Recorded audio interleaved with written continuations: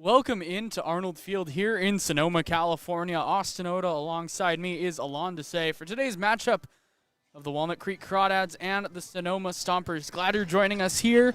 Took the trip up to Sonoma earlier today. Beautiful day here in Sonoma, California. Game time weather. Well, it hasn't started yet, but pretty nice out right now and 73 degrees. It'll only go down from there, but perfect weather for some baseball today, Alon. A little different than some of those 100-degree days that we've had up north in Lincoln. We had like a 99 or 100-degree evening here earlier about a week ago. So it'll be good to see the players out there, and hopefully they'll be able to stay pretty comfortable because they're going to need to, as this field plays pretty big in center. Coleman Schmidt going to lose a lot of calories out there if he has to run some balls down. The Crawdads coming off a really nice win in yesterday's game. That was against the Solano Mudcats. The final score 4-3. You got to see a couple, or at least one new arm, Diamond Loosely, going to the University of Hawaii next year, the freshman. He got the win in that game. Mark Perkins got the start, did really well. Dylan Devitt got the save. Coleman Schmidt doubled and singled. Brian Duroff had a couple hits.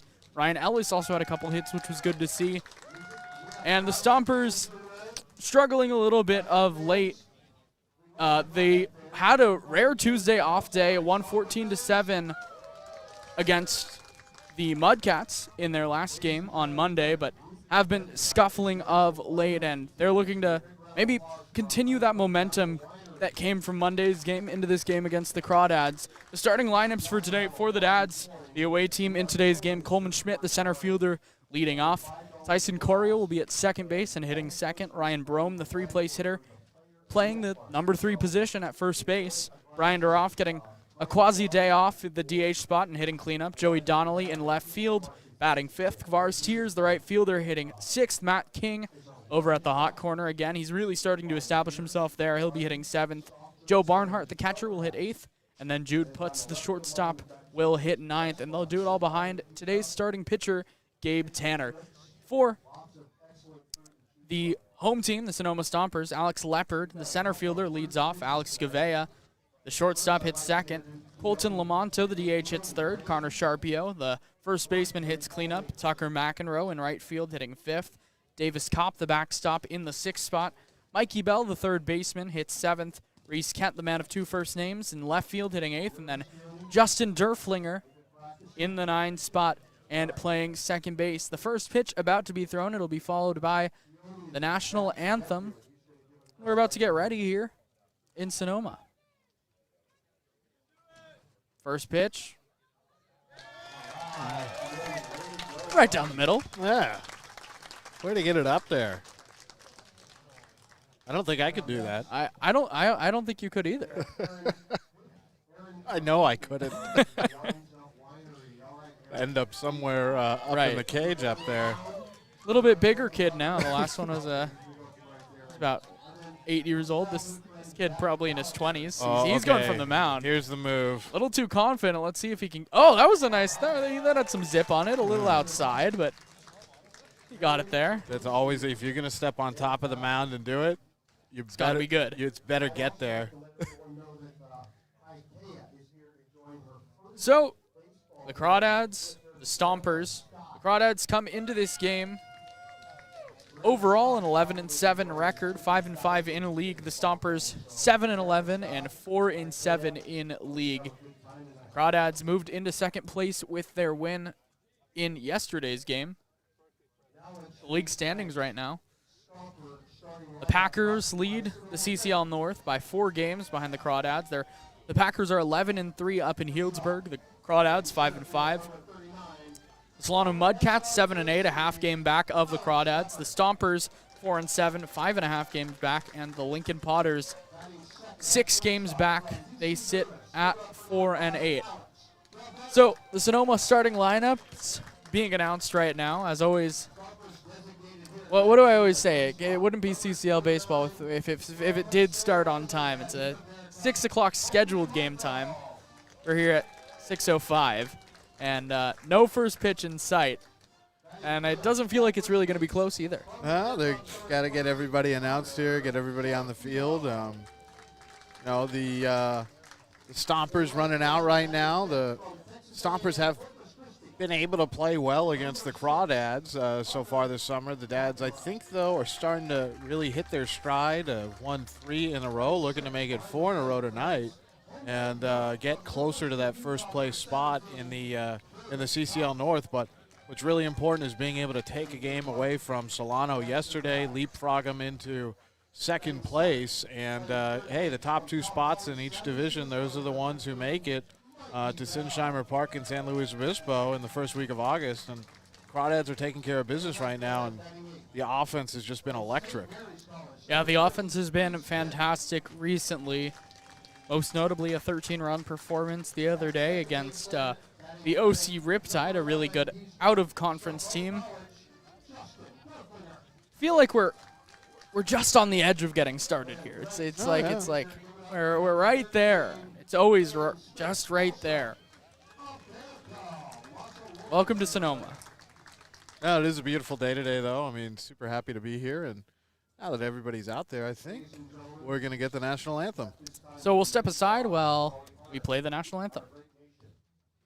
And our men and women proudly serving our country at home and overseas with the singing of our National Anthem.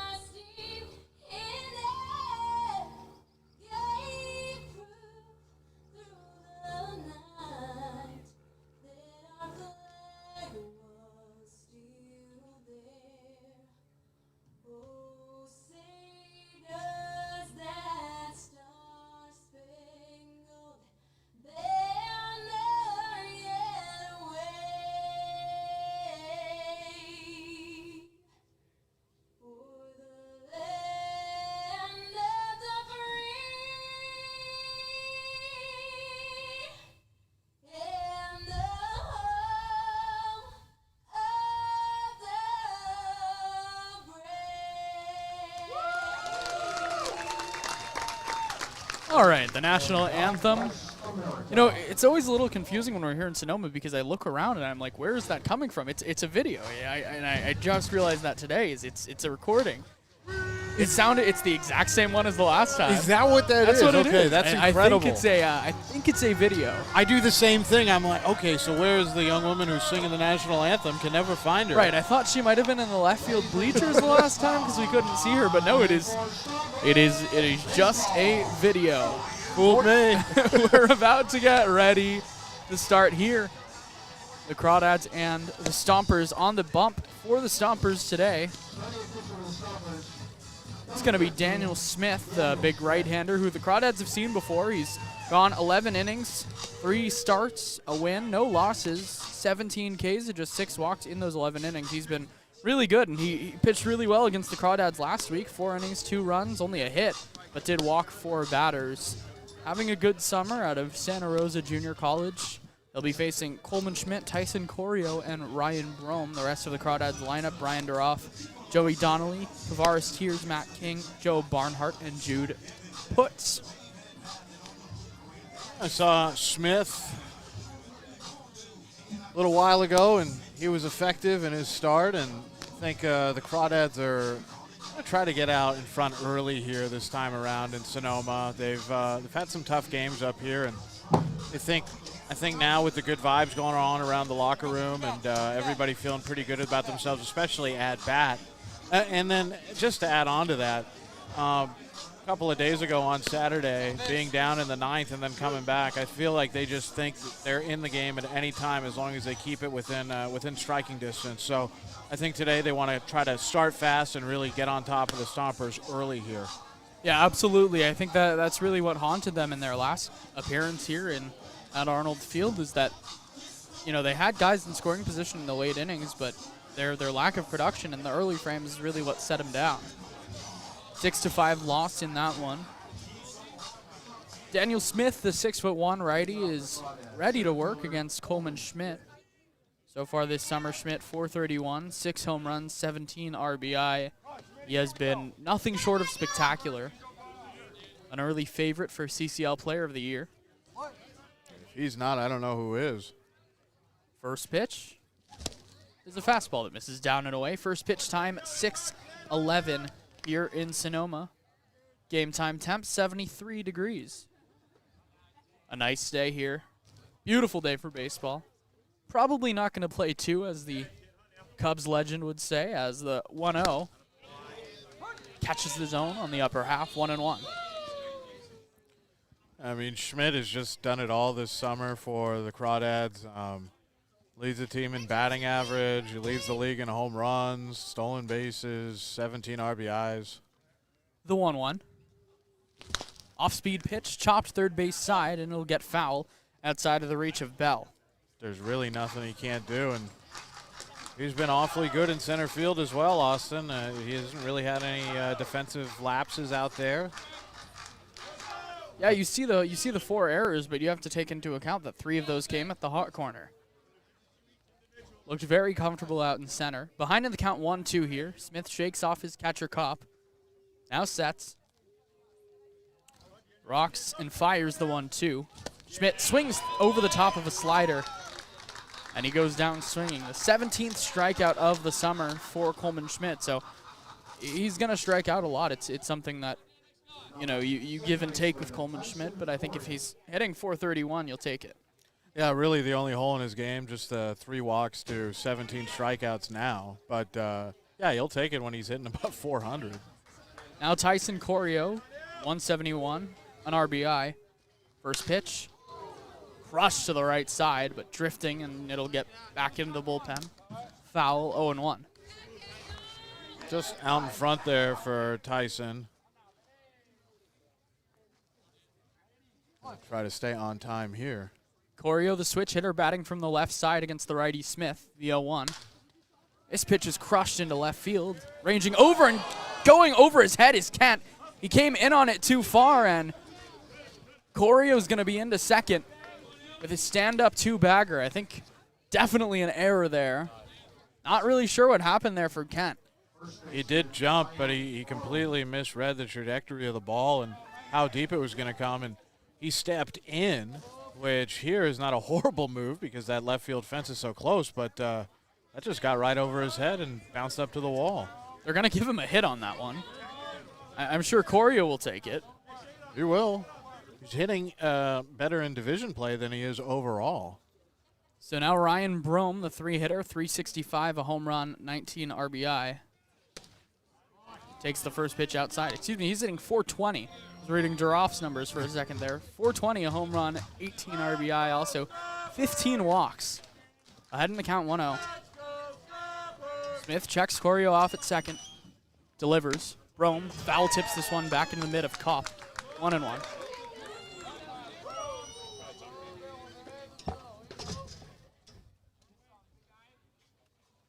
Kopp will get to see him from the stretch for the first time today, with Corrio taking his lead off second. Sets below the letters. Checks the runner. Checks him again. Now he's ready. Runner goes to third. The throw by Kopp is in the dirt and knocks out of the glove of the third baseman, Bell, and Corrio's into third with a steal. Tyson Corrio just giving Brant Cummings, the manager of the Crawdads, every reason to keep him in just about every day, whether it's the defense or now on the base paths. So now the Dads have a runner at third with less than 2 outs, and Ryan Brome at the plate, the 2-1. Brome takes up and in with fastball, 3-1. And this is the situation that really haunted them in the last game against these Stompers. The infield playing back, so a ball on the ground would do it. The 3-1.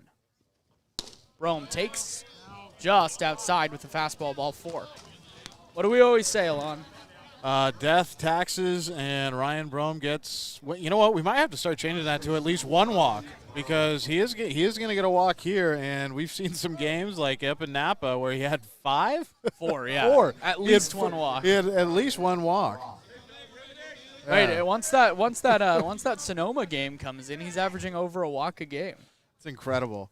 Or not that Sonoma game. Excuse me. The West Coast Kings game up in Napa. Up in Napa. So runners on the corners for Duroff, who's red hot recently. He takes a fastball off the outside, 1-0. Duroff on the season, 365, a home run, 9 RBI. But in recent play, he had 4 hits twice over the weekend, both against the Riptide. Sandwiched between an 0 for 4. Yeah, he's hitting 500 in his last 20 AB, so with my math skills, 10 hits. The 1-0. Crushed into left field. Going back on the ball is the left fielder, Kent, but he's going to look up and watch it fly. Brian Duroff, his second home run on the season, and the Crawdads take an early 3-0 lead. This is exactly what the Crawdads needed to do tonight. They needed to come in here, not mess around with a team that's just trying to stay out of last place right now above Lincoln, and you know, a 3-run bomb in the top of the first, that'll do a lot, especially giving some confidence to Gabe Tanner when he goes out there as well. So Brian Duroff hits his second home run of the summer, knocks him up to 12 runs batted in. That'll bring up another guy who's seeing the ball well right now, Joey Donnelly. 311, 4 home runs, 15 runs batted in. Smith back in the windup. First pitch, fastball over the inside, 0-1.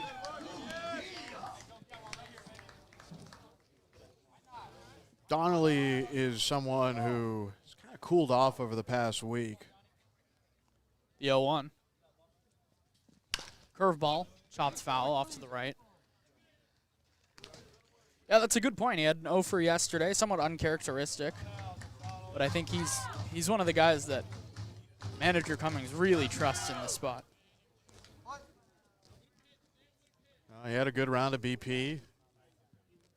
Behind in the count, 0-2. Smith agrees with his catcher, now delivers. Donnelly takes down low, 1-2. Easy take for Donnelly and a non-competitive pitch there from Smith. A little bit different in this outing against the Crawdads than the last one for Daniel Smith, already getting lit up for 3 here. Right, he only gave up 1 hit in that entire last outing. The 1-2. Donnelly kills this ball up the middle, through the box for a single. Surprised Donnelly went after that. That was pretty high up there in the zone, and he kind of just extended the bat and right around the letters and was able to belt it into center. Good piece of hitting for Joey. That'll bring up Kavaris Tears, 216. Only 1 home run, 3 RBI, but of course those numbers will go up. Yeah, he's still waiting for 2 to come in from the West Coast Kings game, along with 9 RBIs that day. Yeah, you forget how good his numbers are because you look at the raw numbers on the screen and they don't look great, but he's seeing the ball well. With that said, he is 0 for his last 9, at least the numbers that are in the books. Does he really only have 1 home run outside of that Kings game? And Monte Vista at His second game of the season. Yeah, over the right field wall. That was it. That's crazy. And he's got mega power. It's just the swing, I think, sometimes gets a little elongated for him. And, you know, great fastball hitter, and obviously so young. He's working on all these other aspects of the game in the batter's box. But if he can connect, I mean, that ball's going a far, far, far distance. So after a quick mound visit, Tears steps into the left-handed batter's box. Smith sets, delivers. Tears takes down and in, 1-0.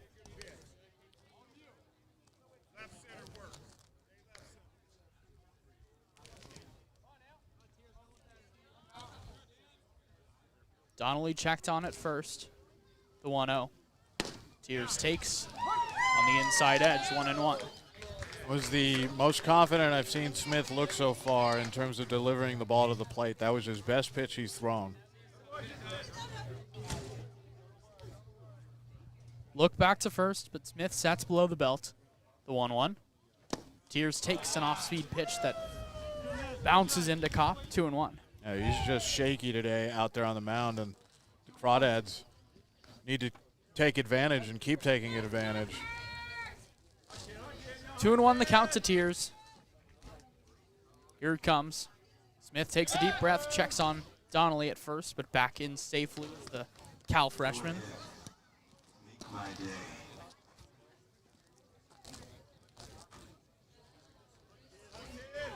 Tears said he wanted to stay middle today. Line drives up the middle, see what he has. The 2-1. Tears swings over the top of a good changeup, 2-2. And that's been the pitch that has been trouble for Cavares lately, has been the changeup either low and away or just low, and it's just been a little tough. If he gets a fastball, he can square up. It's been money, but I'm going to try to adjust some of these off-speed pitches. Here's the 2-2. Pickoff move back to first, but back in safely is Donnelly.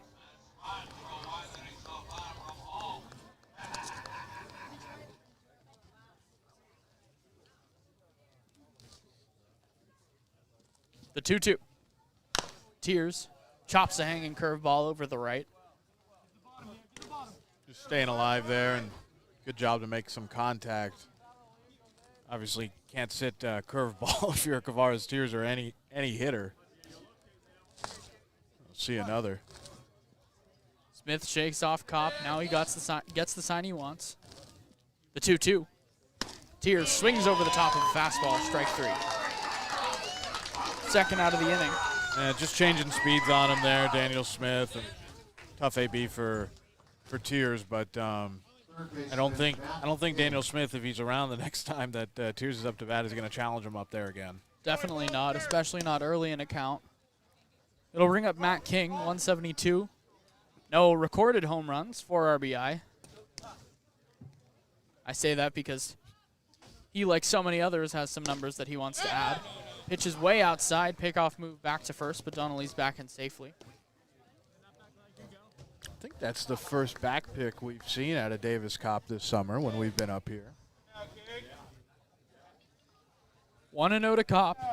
Smith sets, delivers, curveball, catches the zone on the outside, 1-1.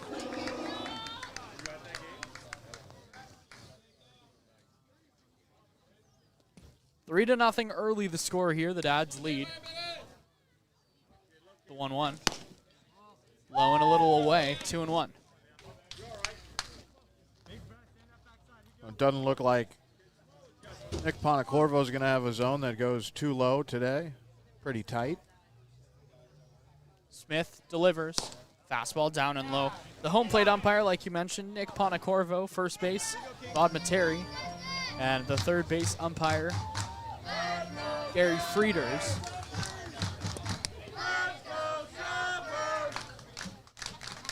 Three and 1 the count to Matt King out of UTSA.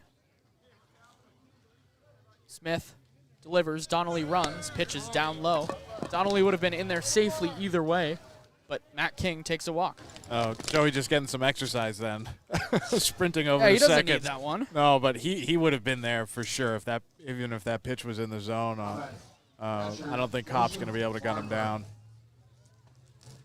That'll bring up the catcher for today, Joe Barnhart, hitting .250. Yet to drive in a run. Struck out in half of his at-bats.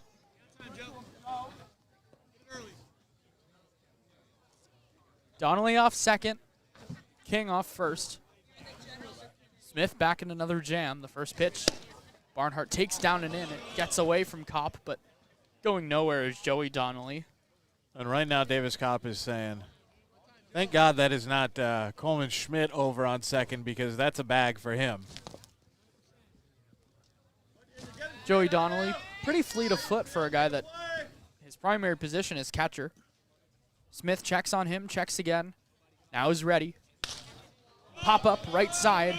Ranging over is the first baseman, Sharpio, but it's going to drop in foul territory for strike one.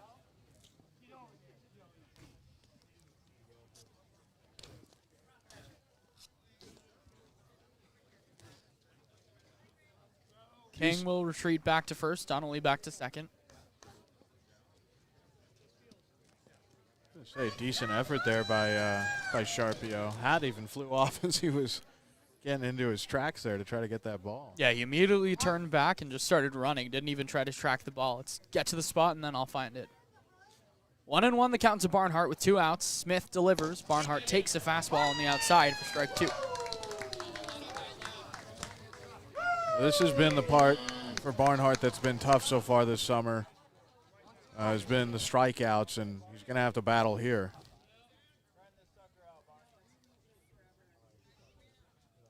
Smith's ready. Here's the 1-2. Barnhart takes down in the dirt. Blocked well by Kopp. 2-2. Already a heavy workload behind the plate for Kopp. Had to block a few and scramble out to get one. Had a couple tough games against the Dads already this summer. Deuce is wild to Barnhart. Donnelly on second, King on first. 3-0 to score. Here's the 2-2. The runners go, but it's called strike 3 on the outside edge. Joe Barnhart strikes out once again. So Daniel Smith strikes out the side, but in between that, the Dads score 3 runs on 3 hits. Brian Duroff's second home run of the summer providing the charge. Gabe Tanner out to the mound for the bottom of the first here on the Crawdads Streaming Network.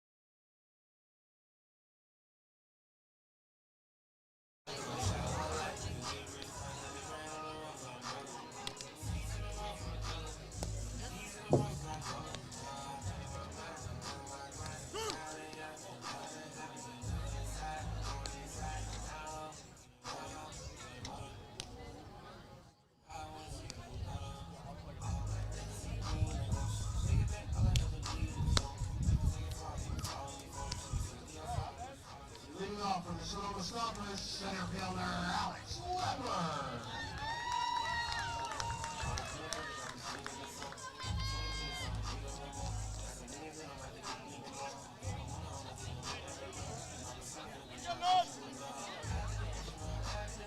Back here for the bottom of the first inning, the Crawdads and the Stompers. On the mound for the Dads today is the big righty Gabe Tanner out of Chabot College.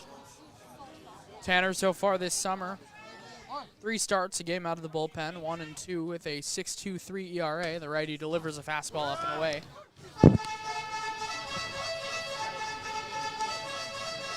Alex Leopard, Alex Govailla, and Colton Lamonto to hit for the Stompers here. The 1-0. Grounded past the third base bag, but foul. 1-1. Leopard so far this summer, we haven't seen him much. 357 and an RBI, but only 8 games played.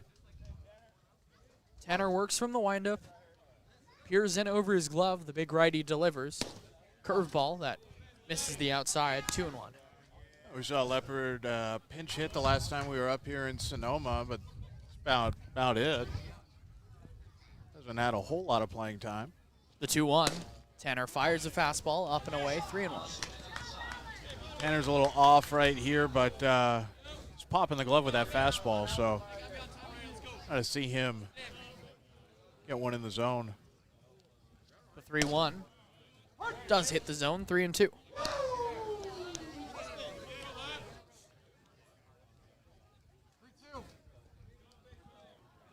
So full count to the first hitter he faces.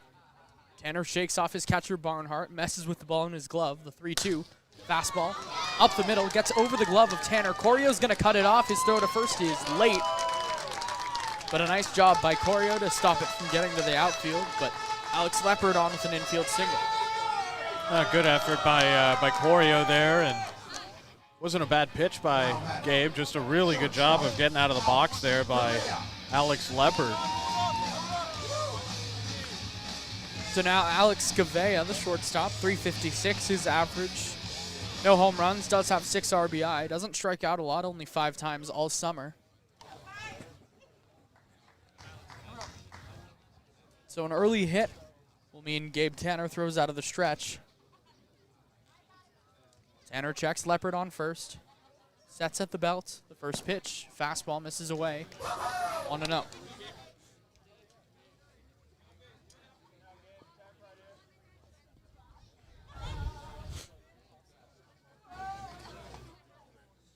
Tanner fires. Fastball down and away again. 2-0. I think Leopard might be looking to run here. He's getting a pretty big lead. At least he did on the last pitch. 2-0. Leopard does not go. Fastball chopped third base side and fair over the bag. No, foul. Called by the home plate umpire. That looked pretty fair to me. It was over the bag. Corvo came out and said no, a little bit late there. And it's fortunate for the dads because probably end up Had a with double written all over it. Yeah. End up with runners on second and third. So a little bit different of an angle, as I'm sure you can see if you're watching the stream here. They have a set right next to the Crawdads dugout. It's, as always, a difficult angle here in Sonoma. The 2-1, way outside with an off-speed pitch, 3-1. We are happy, though, that we can broadcast it. It's just really tough for us to see, and this was the best camera solution we could find for you folks tonight. So, well, it's better than what we normally get out here, which is nothing. The 3-1. Swing and a miss. Big fastball from Tanner, 3-2. Wow.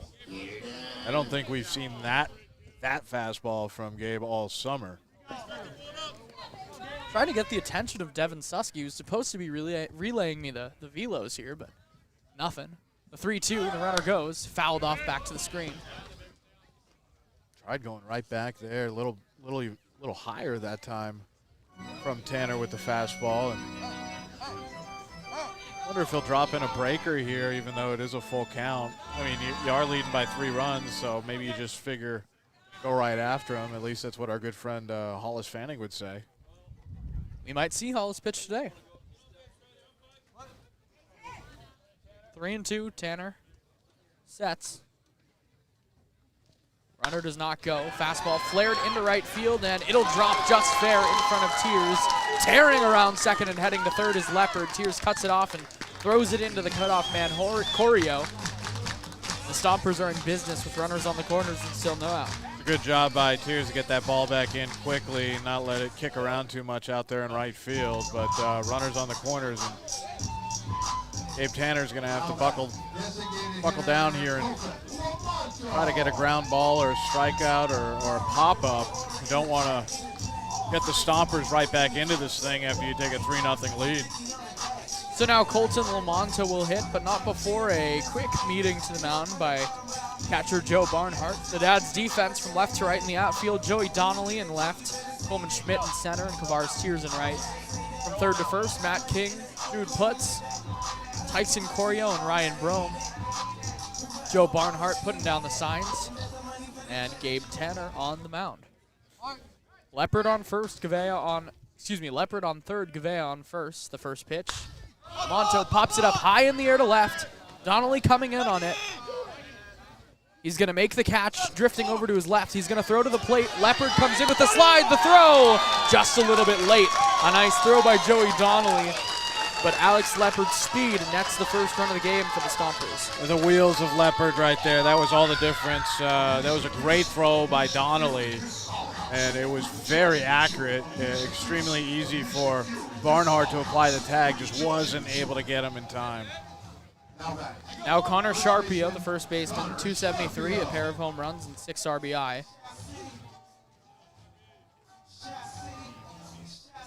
Govailla on first still.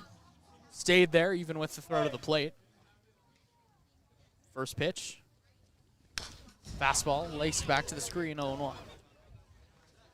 It was actually a little surprising to me that Govailla stayed at first because it was evident that that throw was not going to be cut off.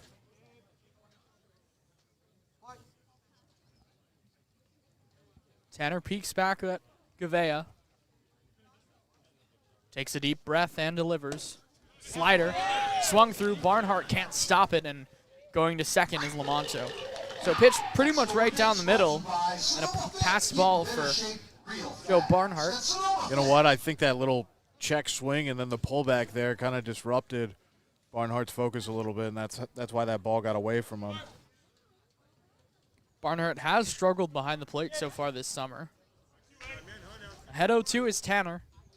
Govailla off second, the 0-2. Chopper back to the mound. Tanner's going to cut it off and look back Govailla. He's going to run at him.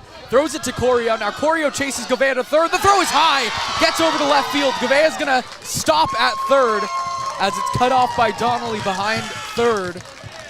But a wild play and an error for Tyson Corrio. I didn't want to say it, obviously, during the middle of the play. You got to call that action, Austin. But as soon as I saw Gabe run over there, I went, oh, no. I mean, it would have been great. It would have been great to get that lead runner, but I just had trouble written all over it trying to get a guy caught in the pickle there. That play's got to be made, though. So FC and E4 in the book. Tucker Mcenroe now, 278, a home run, 8 RBI, takes a fastball down and away, 1-0. And the real issue is that you don't get any outs there, and both guys in scoring position.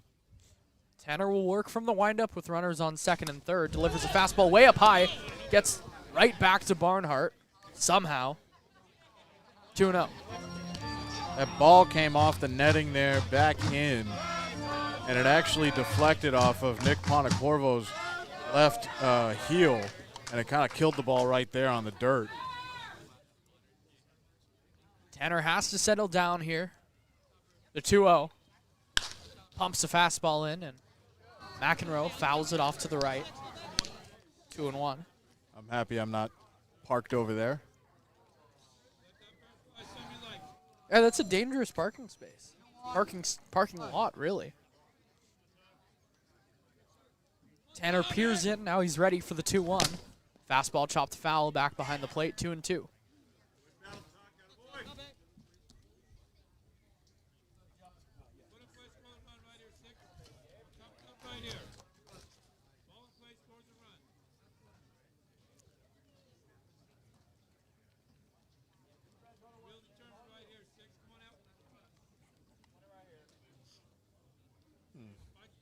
Taking some time there after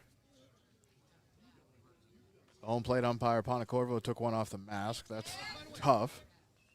I couldn't tell if he was giving time to Barnhart or to Pontecorvo himself. The 2-2. Chopper foul back behind the plate. Gabe Tanner sitting 88-90 with his fastball. He's got good life on it today. It's pretty evident. It's the snappiest that we've seen, I think, this summer, and been pretty good with it velo-wise. The 2-2. Fastball chopped into the hole at short. Putz is going to pick it up and throw on to first in time. Govailla heads to third. The throw is wild, but stopping at third is Sharpio. Just a 6-3 put out in the books, and it brings in a run.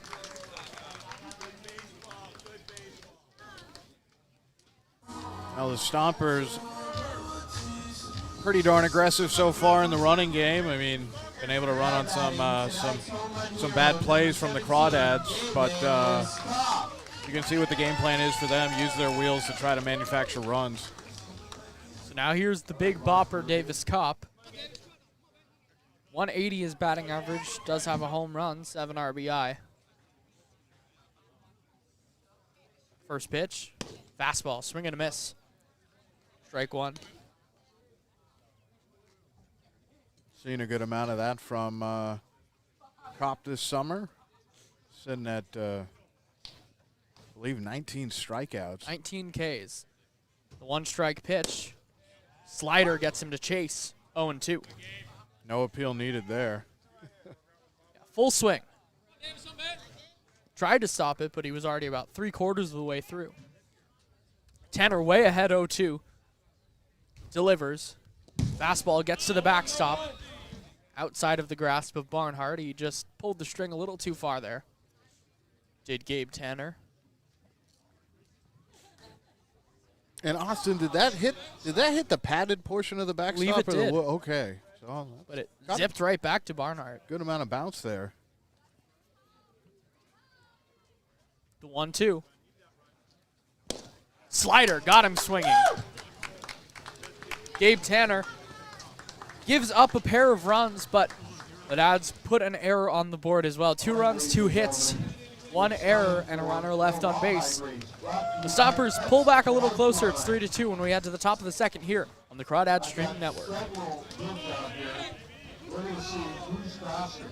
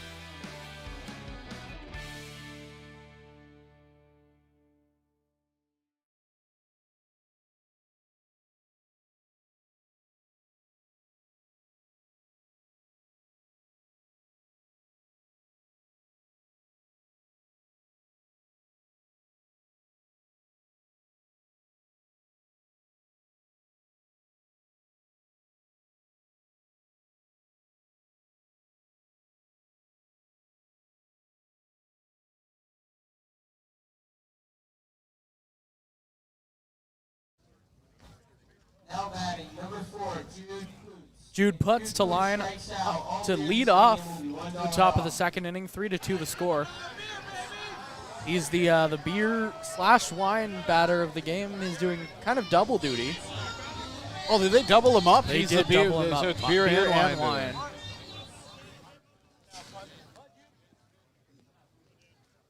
First pitch. He puts it in play, but off of his leg. 0-1. Ow. Ow, ow, ow.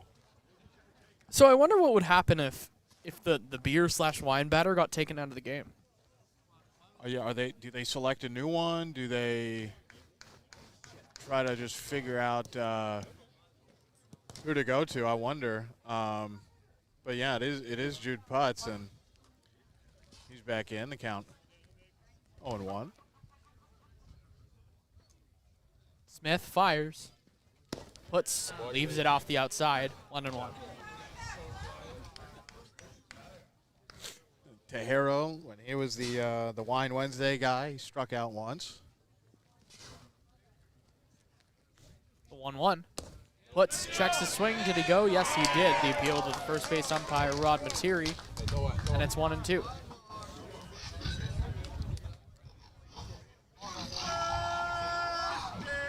Putz still trying to get into a rhythm this summer. Been so sporadic with his playing time. The 1-2. Free beer. Well, when in Sonoma, do as the Sonomans do.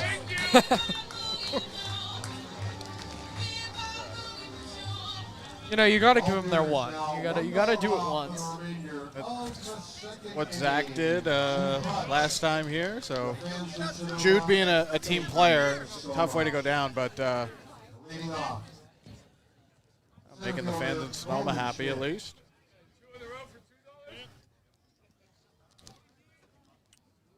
Now Coleman Schmidt, who struck out in his first at bat, swings over the top of a good off-speed pitch, 0-1.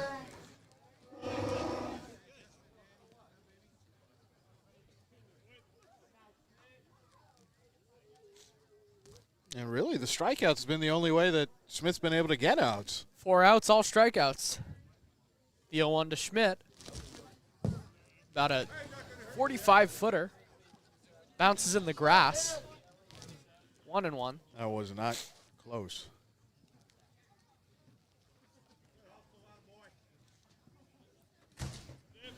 You know, I really love being outside for a call, but man, the allergies are not fun. It's probably the one thing I miss about being in a booth. As the 1-1 swung on and missed by Schmidt, 1-2. You definitely get a better feel for the game when you're outside right in front of it. That is true, but the booth does have its advantages. When it's really hot, the advantages include air conditioning. That's the key one for sure. 1-2 to Schmidt. Smith winds and delivers. Fastball just misses off the outside, 2-2. Height weighs very similar to the pitch that Putz struck out on. 2-2 to Schmidt with the Crawdads leading 3-2 here in the second. Smith a high set. Rocks his hands over his head and fires. And it comes in and hits him. Schmidt looks like he's fine, but that got a tough part of Coleman Schmidt's back. But he'll be on first. And now they're going to have to worry about his speed as he shakes hands with today's first base coach over there. It's Devon Golden, who's back tonight. He was with the Crawdads as a coach last summer. Good to see Devon. Now Corrio, who got a hit in his first at bat, takes a strike. Graciously awarded a double. That's some home field scoring advantage. Never want to give your guy an error. You know, in play statistician for that day, Daniel Rainey was good at that. Pickoff move first, but back is Schmidt. Yeah, he was very cautious about giving errors, and when I'm scoring it in my book, I'm like, Everything's an error. got to make that play. 0-1 to Corrio. Schmidt fakes running. Pitch is outside, 1-1. It's already got him thinking about it. I think everybody in the CCL North for sure at this point knows that. Yeah, if he gets on first, if he hits a double, he's running. Leads the team in steals with 11. 1-1 to Corrio. He goes this time. Corrio swings over the top of an off-speed pitch, and the throw comes in, but Schmidt is upstanding. It is 12th of the season. I'm surprised Kopp even threw it there just because it was so late. I mean, Schmidt was already 70% of the way to second base, and then the throw came. 1-2 to Corrio. Batting from the left side with Schmidt off of second. Govailla behind him. Smith steps off the slab. Now is ready. Taking a long time, but he gets set. Checks the runner. 1-2. Corrio chops on foul, stays alive.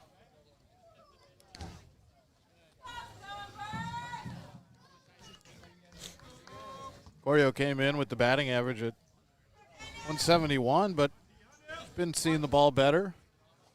Trying to improve on that batting average, 200 over the last 7 days. Behind 1-2, Smith delivers.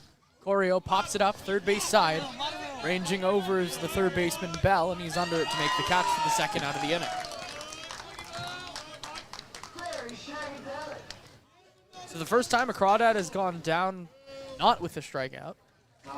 We'll bring up Ryan Rome, who, surprise, surprise, took a walk his first at bat. And with how erratic Smith has been, I mean, he has a chance for another. Although I'm sure he'd like to collect a hit. He really likes walking, though. He finds walking is fun. Time is called. Whoa, whoa. Late time called. As a ball comes onto the field, maybe? Not sure where that came from. Somewhere out there. It's always worrisome when that late time call comes and someone's ready, someone's not, and all kinds of bad things can happen. Next half inning, I'll try and find a pen in there. First pitch to Brome. Chopped first base side. Ranging over to get it is Sharpio, and he'll bring it to the bag for the final out of the inning. The Dads get Schmidt on base by way of a hit by pitch, but they do not score. 3-2 the Dads lead when we head to the third inning here. Excuse me, the bottom of the second inning here on the Crawdad Streaming Network.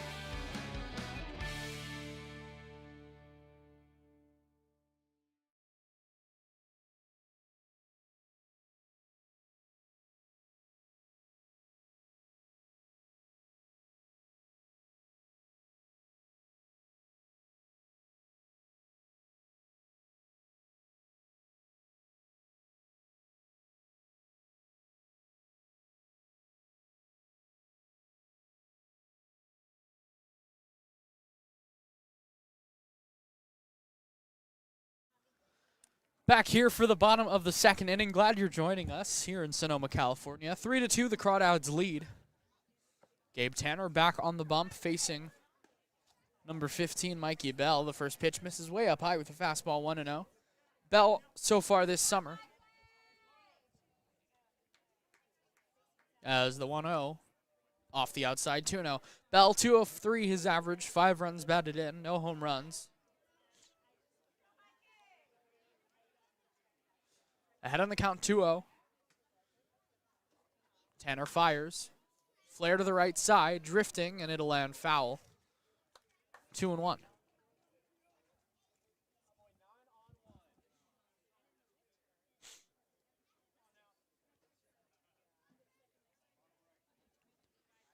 Mikey Bell at third base today.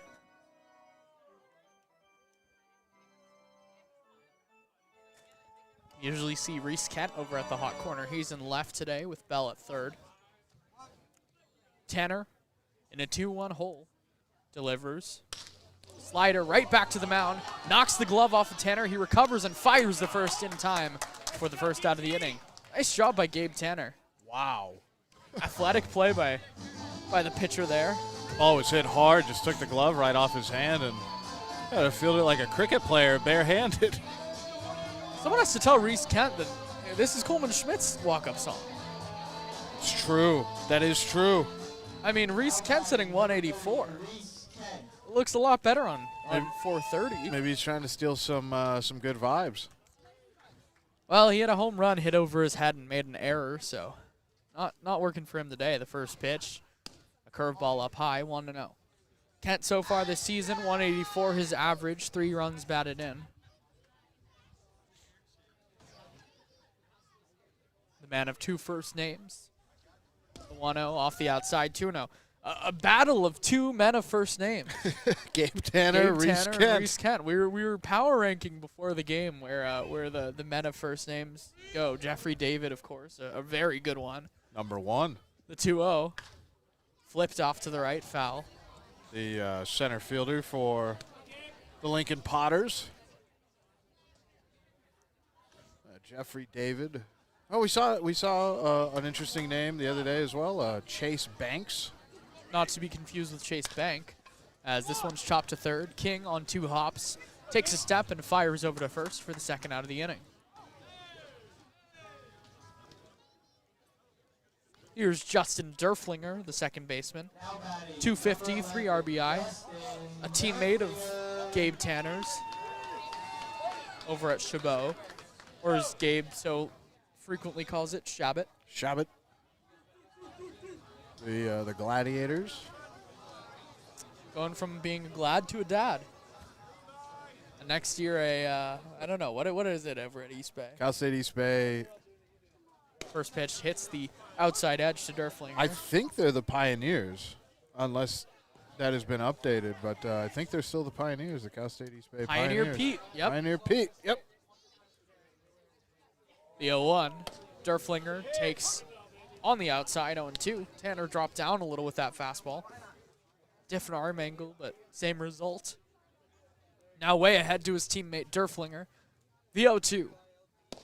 Curveball over the outside edge, strike 3 looking.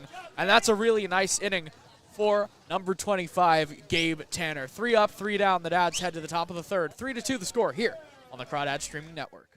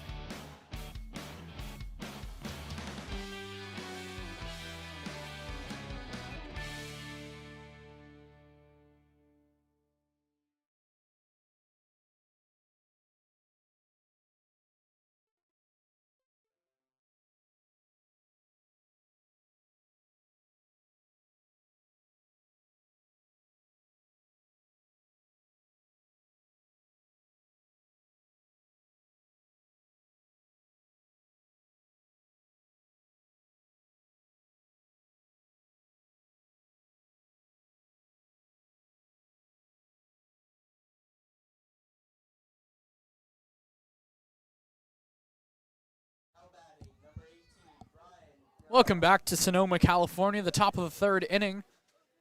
Brian Duroff, Joey Donnelly, and Kavaris Tears due up. Duroff hit a mammoth shot over the left field fence in his first at-bat, 1 for 1. Takes on the inside edge, 0-1.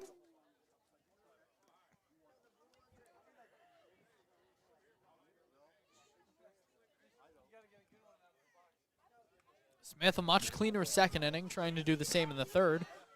Pumps in a fastball, 0-2. Smith will sit in the low 8s with his fastball, about 83 to 85.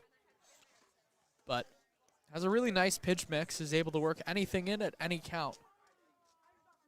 The 0-2. Duroff takes way up high with a fastball, 1-2.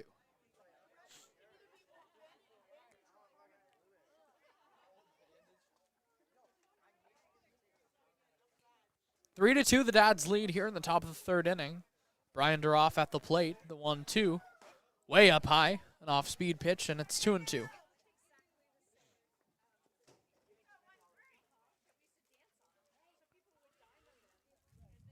Really nice night out here in Sonoma.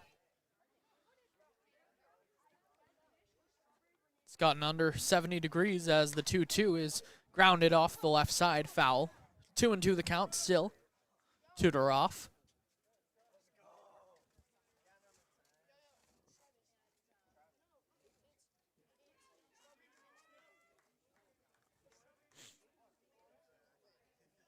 Duroff, even in the count 2-2. Smith fires.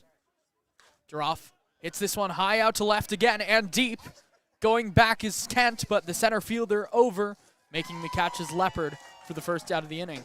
So Duroff gave it a ride, but Leopard's able to track it at the fence, and there's one down.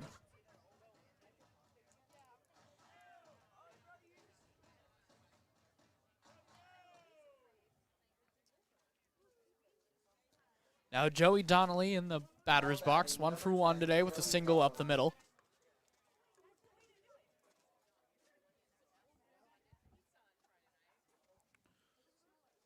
Smith has really started to settle down as the first pitch to Donnelly.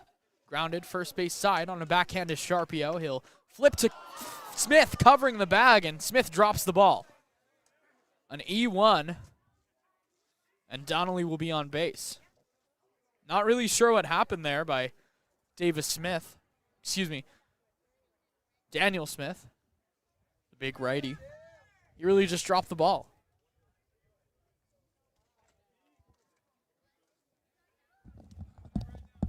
Literally just dropped the ball. An E1. They're going to give the error on Sharpio? That's incorrect. First pitch to Tears off the outside with the fastball, 1-0. You know, I think when the ball is in the glove of Daniel Smith and he just drops it, I think that's on the first base. Yes, it's on the pitcher. It's on the pitcher. It was a good toss. It was. 1-0 to Tears. Fastball up, 2-0, and Kavars Tears is not a guy you want to have to come into. He's a very good mistake hitter. Yeah, he really is, and saw Smith challenge him up high in the zone in the first at bat. The 2-0. An off-speed pitch wraps around the outer edge. And that's how you have to pitch Kavars right now. You have to be very careful and try to change his eye level and then fool him with something off speed. So Tears in a 2-1 count. Donnelly gets his lead off first. Pickoff move. Had Donnelly leaning a little bit. But back in safely is Joey Donnelly.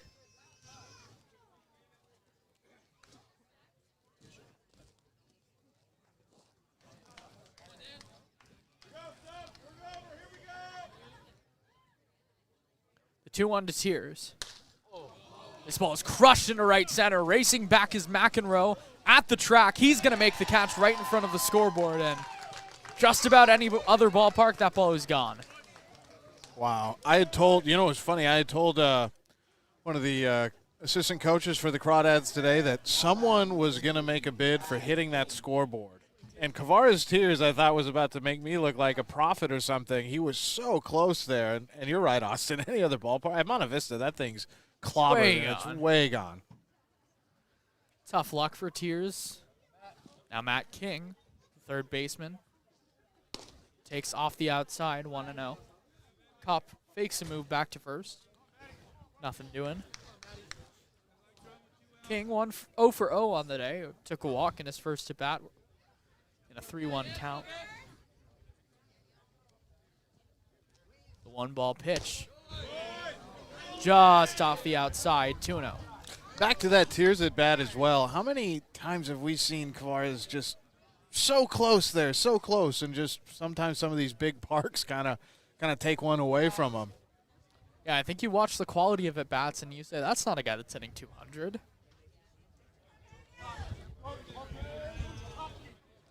Two 2-0 to King. Smith sets, delivers. King takes a fastball. Strike one called. Not a bad take there by King. I mean, still ahead in the count.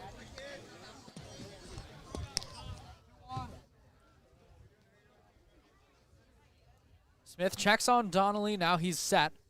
2-1. Donnelly goes. King flares it foul off to the right. Almost catches a light over there. But it's 2-2. That was a major league foul ball pop up there. That was, these light towers are probably about 40 feet high, at least. This is the ballpark where a ball bounced over the stands, right? Or over the backstop. Yeah, over the backstop somehow. Deuce is wild to Matt King. Pickoff move, but back in standing is Donnelly.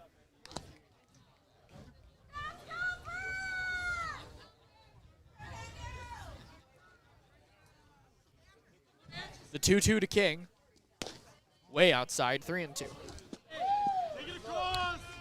King had that walk in the first and showing a pretty good eye here, working a long at bat. Donnelly will be off with the pitch. The 3-2. Way down. Gets behind Kopp. Donnelly's going to take a look. He's going to turn to third, but he's going to stop at second. As didn't want to try the arm of Kopp there. The Dads have runners at first and second. 2 outs in the inning. 3-2 the score. The Crawdads lead. Joe Barnhart up to the plate. Now batting, number 9, Joseph. Good at bats for Matt King so far. Well, why is Ryan Brome getting the equipment? He's in the starting lineup. It's not his job. It's funny, they supply a bat boy for the home team, but not for the away team. That's Ryan Brome's job tonight. Donnelly dancing off of second with the first pitch to Barnhart is a strike over the outside. Mark Perkins was doing it earlier. I wonder if he's just sleeping. Might be resting up. 0-1 to Barnhart. King gets a healthy lead off first with Sharpio not holding him. The 0-1. A little bit low. 1-1.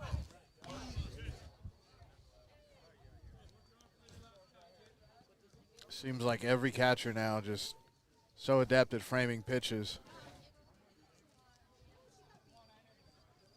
Smith looks back to second. Looks again. Now delivers. Barnhart swings through a fastball. 1-2. Barnhart had a great couple of rounds of BP this afternoon. Still just waiting to see him put it all together. Came in batting .250. Definitely got the athletic ability to be a dangerous batter. Smith ahead 1-2. Fires fastball way up high. Gets Kopp out of his crouch. 2-2.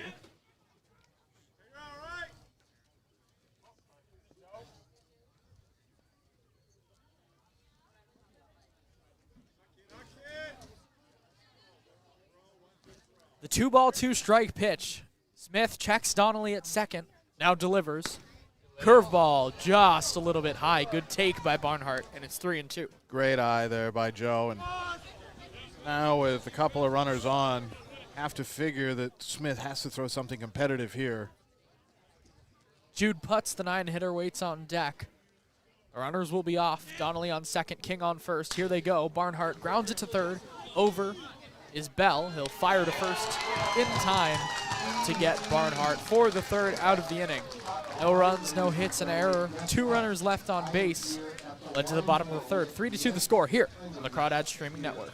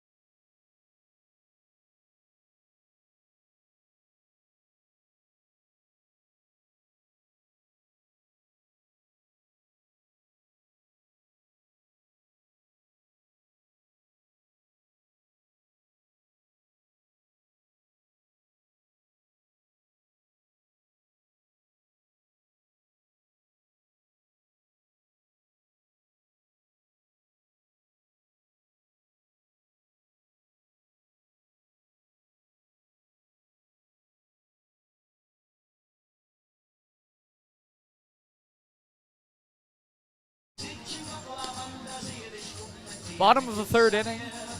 Some cleaner pitching than in the first inning. 3 straight scoreless halves, and Gabe Tanner will try to make it a fourth here as the Dads lead 3-2. He'll be facing the top of the lineup: Alex Leopard, Alex Govailla, Colton Lamonto. Leopard 1 for 1 on the day, chopped a single back up the middle. Was stopped by Corrio, but Leopard's speed made it to first in time. The first pitch up and in with a fastball. I like that there from Gabe. He's saying, easy there, speedster. Gonna have to do battle here. The 1-0. Fastball misses down, 2-0. Gabe Tanner works so quick. Maybe not as quick as Mark Perkins or Hollis Fanning, but a lot of quick workers on this team. The 2-0. Fastball up high. Tanner short-armed it a little bit there. Left it loose. He's behind 3-0. Just a little juiced up here to start things. The 3-0. And the walk.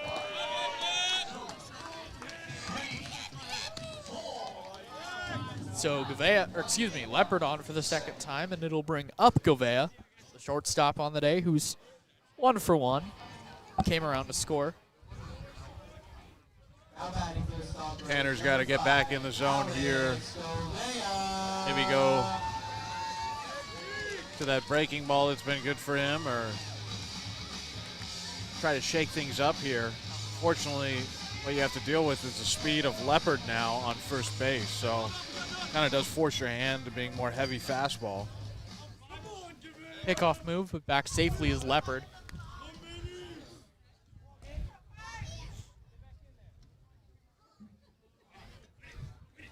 First pitch to Govailla. High chopper to third. King's going to take a big hop and elect to just throw to first in time. Smart play by King. He could have charged it and taken the first big hop, but instead sat back and got a second bigger hop and was able to throw on time in first. He knew he wasn't going to be able to get the speed of Leopard at second, and so just went to first to get Govailla. Yeah, very, very heady by him, and he had a couple of tough plays yesterday, and so here he just makes it easier on himself. Trust that really good arm he has, and gets the sure out over at first. Now Colton Lamonto, who flew out to left to bring in a run. Donnelly almost threw Leopard out at the plate, but just a little late.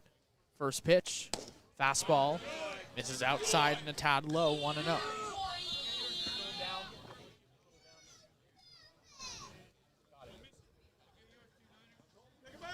Leopard stands off of second. 3-2 the score here in the bottom of the third. Tanner checks on Leopard, now delivers. Fastball blasted back to the screen. 1-1. Can tell that Lamonto wanted that one, and he was geared up for it. It's a better pitch there by Gabe Tanner.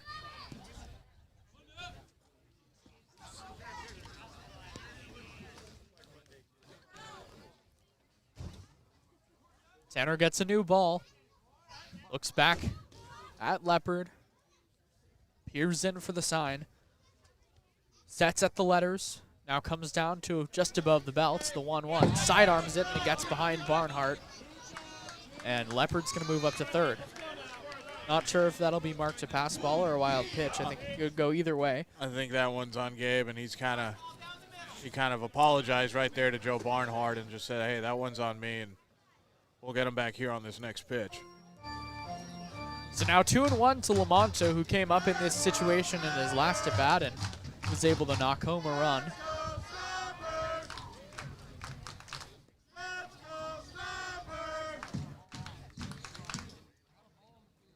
Tanner likely to work from the wind-up here.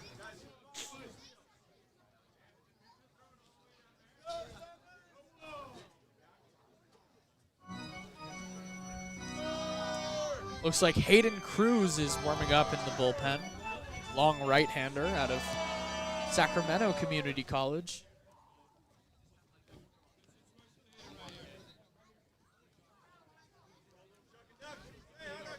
A little bit of a pause in action. Gabe Tanner back ready to work against Lamonto. The 2-1. Ground ball to third, past the dive of King and into left field. Donnelly's going to cut it off. Lamonto's going to take a wide turnaround first, but stop there. But he brings in Alex Leopard with a single to left. Good effort there by King. That's a play that we've seen him make a few times. Not so much going to that side, but to his left.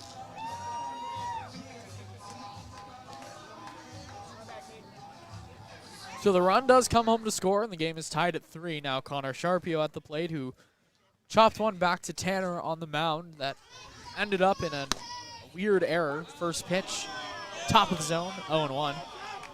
High strike there. Yeah, a little bit wider of a zone there from home plate umpire Nick Pontecorvo. Not a lot of happy Stompers fans here. The 0-1. Sharpio takes on the outside edge, 0-2. That one was a strike. Here's something interesting. Nick Pontecorvo called quite a few games in Moraga last summer. But he actually used to work for Andy McDonald, our PA announcer in Danville. The 0-2. Fastball swung on and missed. Tanner blew it right by him. High heat from Tanner for the second out of the inning. Beautiful pitch from Gabe Tanner. You know, it seems like when he wants to climb the ladder there with that high fastball, it's been there. It's just been about trying to get ahead of guys first or pull the string on them. Just try to get them off the front foot and trying to get them a little bit off balance. And once he does, especially when there's 2 strikes on the board, he's been able to go up high and really blast it by guys. First pitch to Tucker Mcenroe is popped up right side. Could be in play. Going over his brome, but he's going to watch it sail just into the bullpen. 0-1. You got to be careful in these bullpens here too. I did not realize that until the foul ball here, but there's no caging, there's no fence on the roof of the bullpen, so foul balls can land right on top of a bullpen pitcher's head.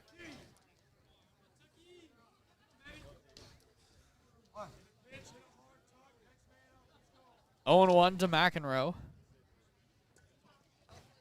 Fastball. This is a little bit low. 1-1.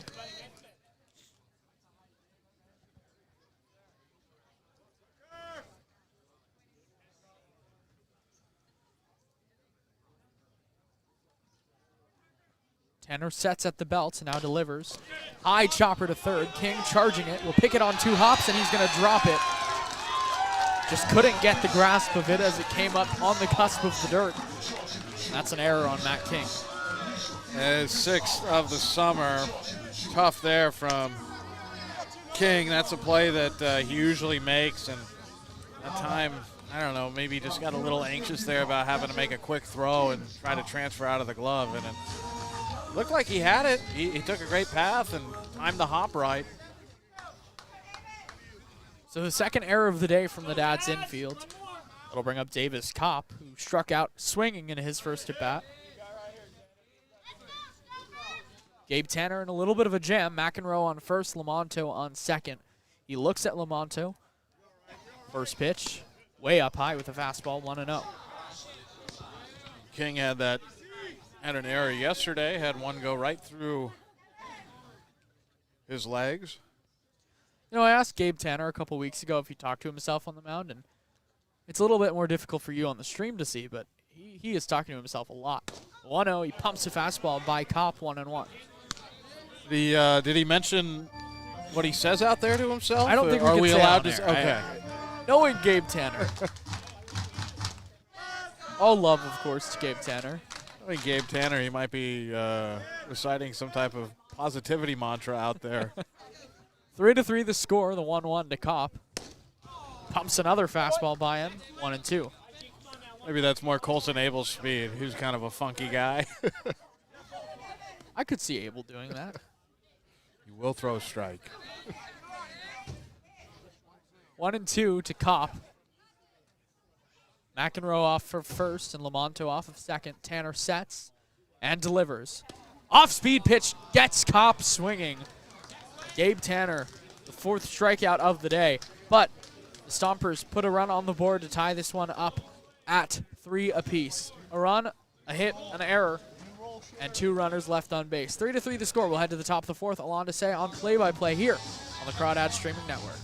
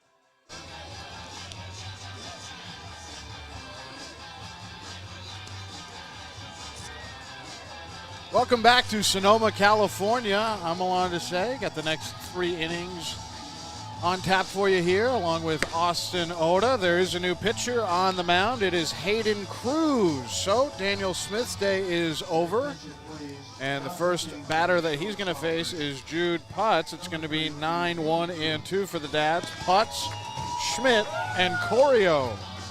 Cruz comes in to his 3rd appearance with a 6.75 ERA. He's thrown 2 2/3 innings, 2 strikeouts, 3 walks, given up 2 hits. His last appearance on June 23rd against the OC Riptide. That was in a 13-3 loss for the Stompers. He was able to record 2 outs but gave up 2 earned runs, faced 5 and walked 2. So the day is over for Daniel Smith as Cruz is finishing up his warm-up pitches. The final line on the starter for today for the Stompers, Daniel Smith, 3 innings tossed, gave up 3 hits, 3 runs, all earned, 3 base on balls, so 3 walks and 4 strikeouts, faced 17. So here's Jude Putz.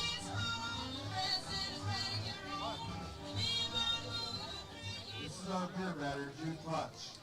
Putz 0 for 1 with a strikeout looking. That was back in the 2nd. The first pitch here to Jude Putz misses low, and he's ahead 1-0.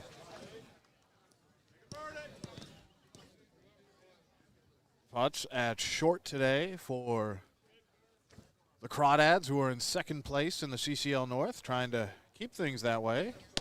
This pitch in there, and the count even at a ball and a strike.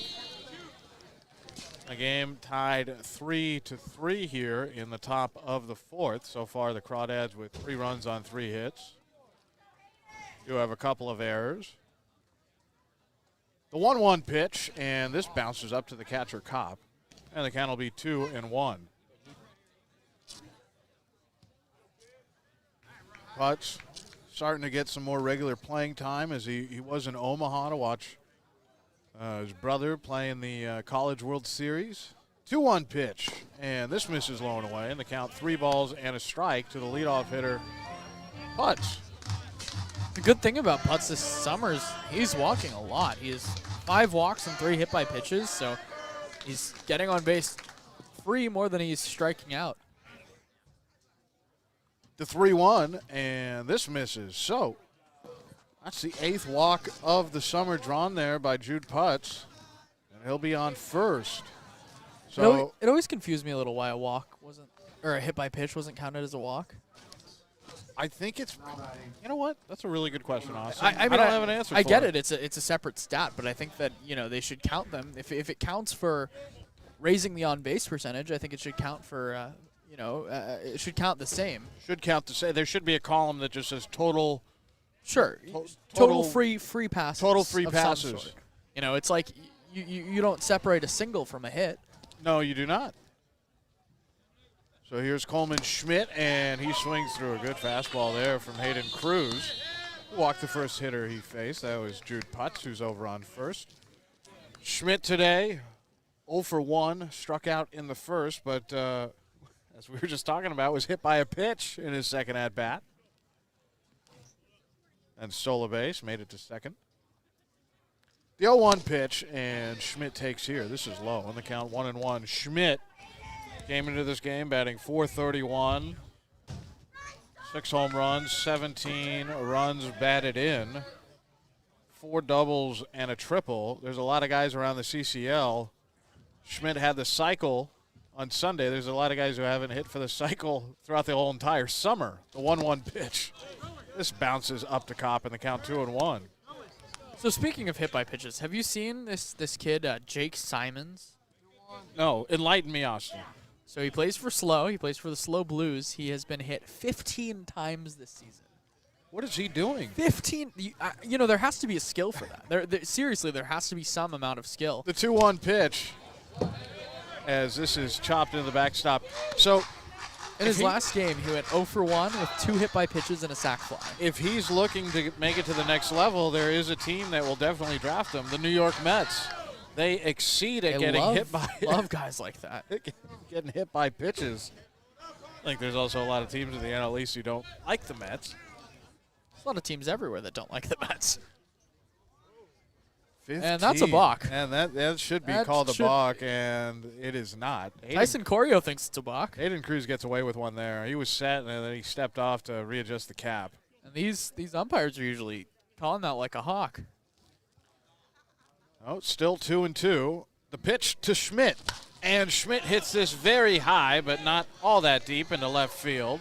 Coming on it is the left fielder, Kent, for the first out. Reese Kent does not look comfortable in left field today. Oh, he made that error. He took a wild route on Brian Duroff's home run, and then that last play traveled away in. Maybe not as much of an adventure out in left as yesterday's left fielder Michael Benavides. Benavides had a tough time for Solano yesterday at Monte Vista, which is starting to prove to be a very tough left field to play. Oh, here is Tyson Corrio. And the runner goes. The throw from Kopp, and not in time. As safe is Jude Putz. A good job stealing a base there by Jude.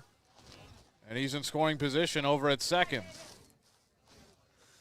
I have to go back to Jake Simons. He has multiple hit by pitches in 6 games played this season. Multiple.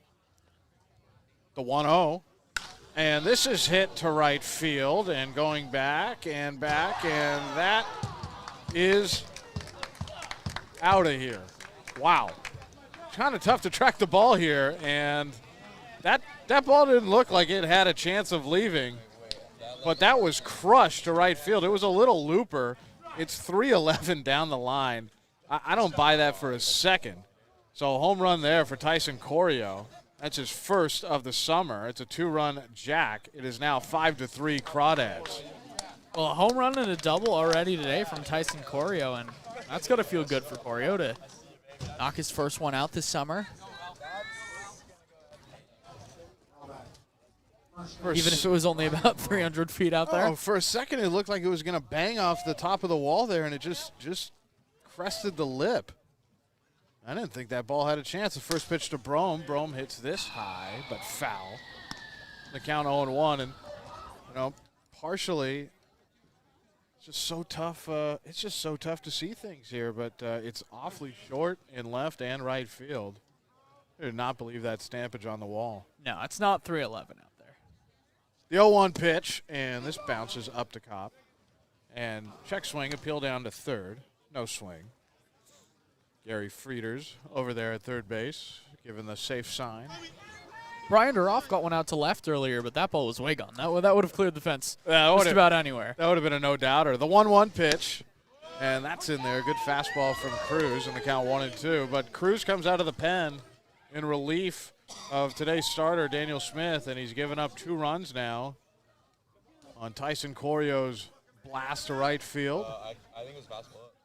The 1-2 pitch, and that misses outside, and the count even at 2-2.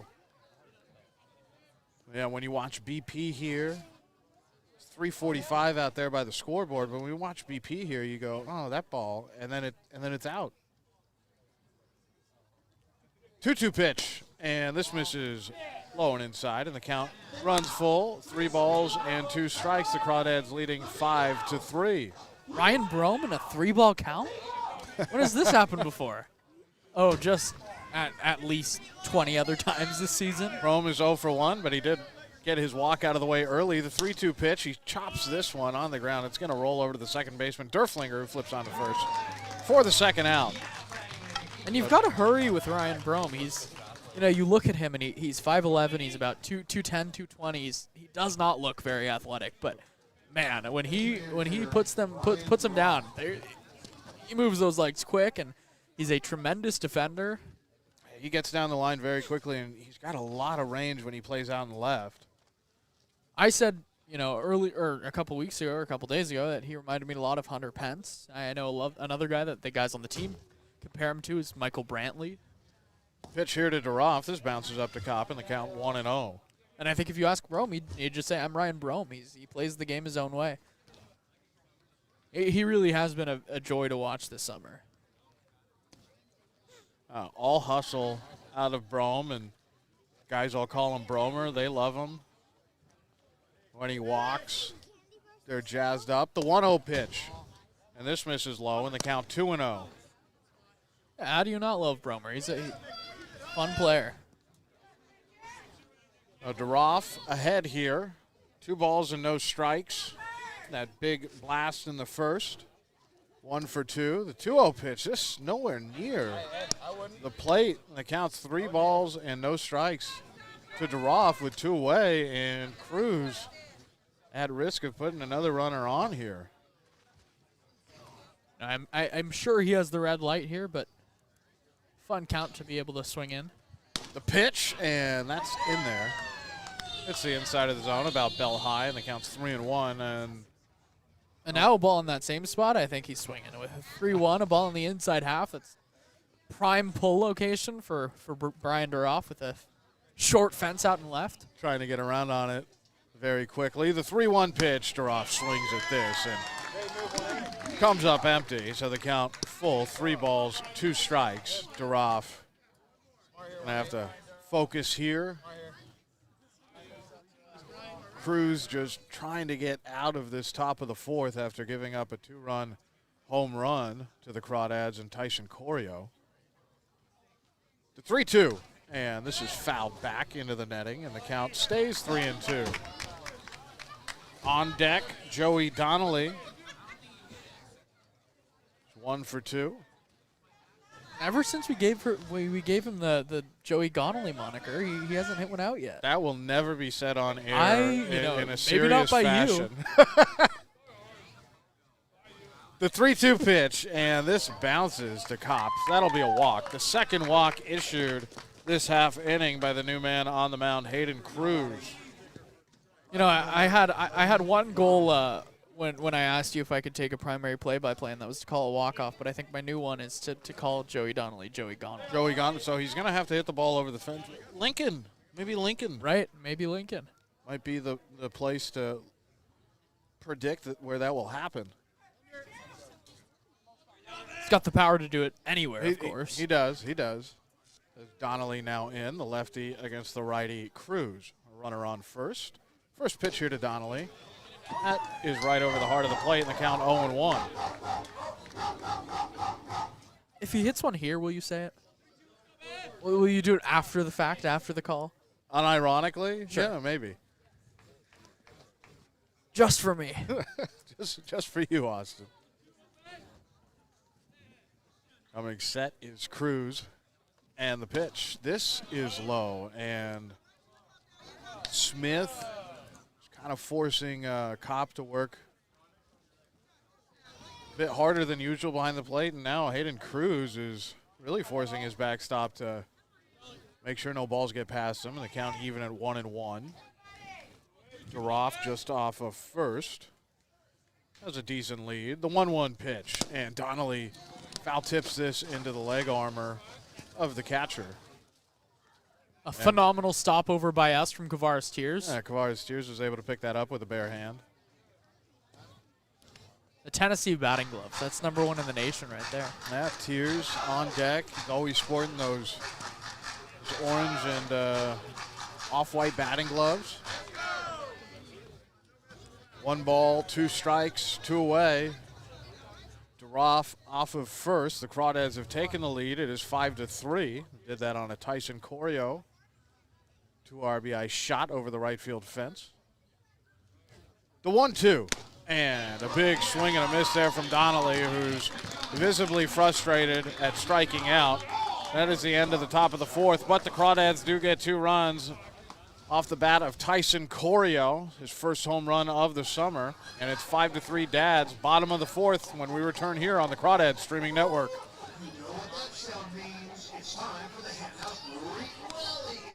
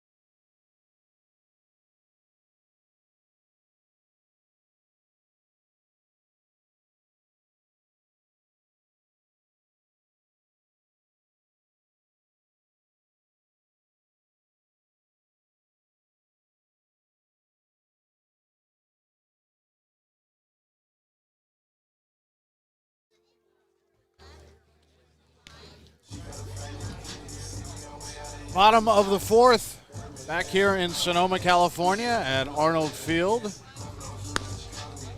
Malusa Park.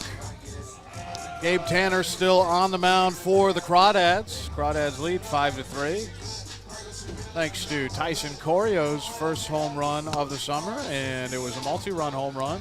2 runs were scored on that big swing of the bat, so we'll see what Gabe can do in his 4th inning of work. It'll be Mikey Bell, Reese Kent, and Justin Derflinger, 7, 8, and 9 for the Stompers.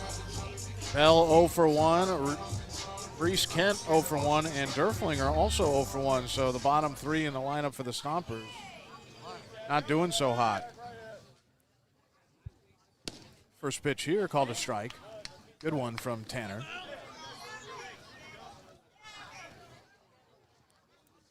Gabe kind of kicking around the mound a little bit. The 0-1. And this is called a strike. Oh, Tanner gets a gift there from home plate umpire Nick Ponacorvo. He'll take it. He will. That was about belt high, a little in, but late strike call there. And working quickly here is Tanner. The 0-2 pitch. This is chopped, and it'll pop up over to Putz, who makes a strong throw over to first, and a good pick down in the dirt by Brome for out number 1. Saving an error there is Ryan Brome, showing off. You know, we talked a little bit about this before the game. I really like him in left field, and I'm kind of sad when he's not in the game in the outfield because of how good he is out there. But making magic happen at first, you know, even if he's not hitting, he finds a way to impact the game.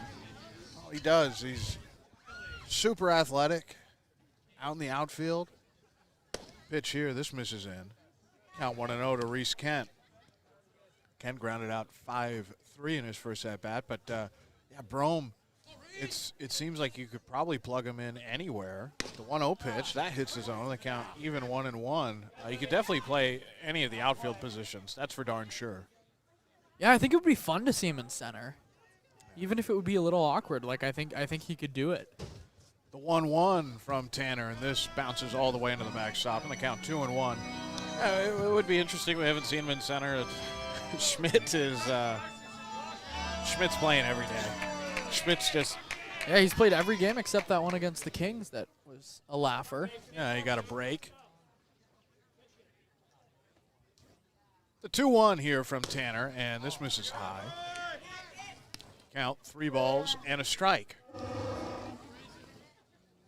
Reese Kent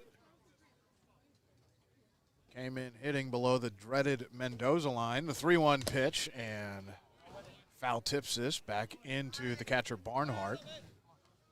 Count 3-2. I think Barnhart's had a much better day behind the plate than he has in the last couple of appearances. I kind of see him starting to find his comfort level here with this Walnut Creek Crawdad team, and we're all rooting for him. And so far, he's been pretty solid. The 3-2 pitch, this is low, and that's a walk. I think the bat is slowly coming along for Barnhart, and the defense is coming along with the bat as Reese Kent now over at first, and here's Justin Derflinger, who struck out looking in the second. But I think Manager Cummings is a big believer that if you're a good defensive catcher, you don't need to hit all that much. You know, you need to put the bat on the ball when you can, but if not, you know, it is what it is if you give him good defensive play. Pitch here is hit on the ground over to Putz, who tags second base for 1 and then throws over to first for the second. And that gets Gabe Tanner and the Crawdads out of the 4th. Beautiful double play there. 6-3. So it is still 5-3. Crawdads lead by 2. Top of the 5th when we come back here on the Crawdads Streaming Network.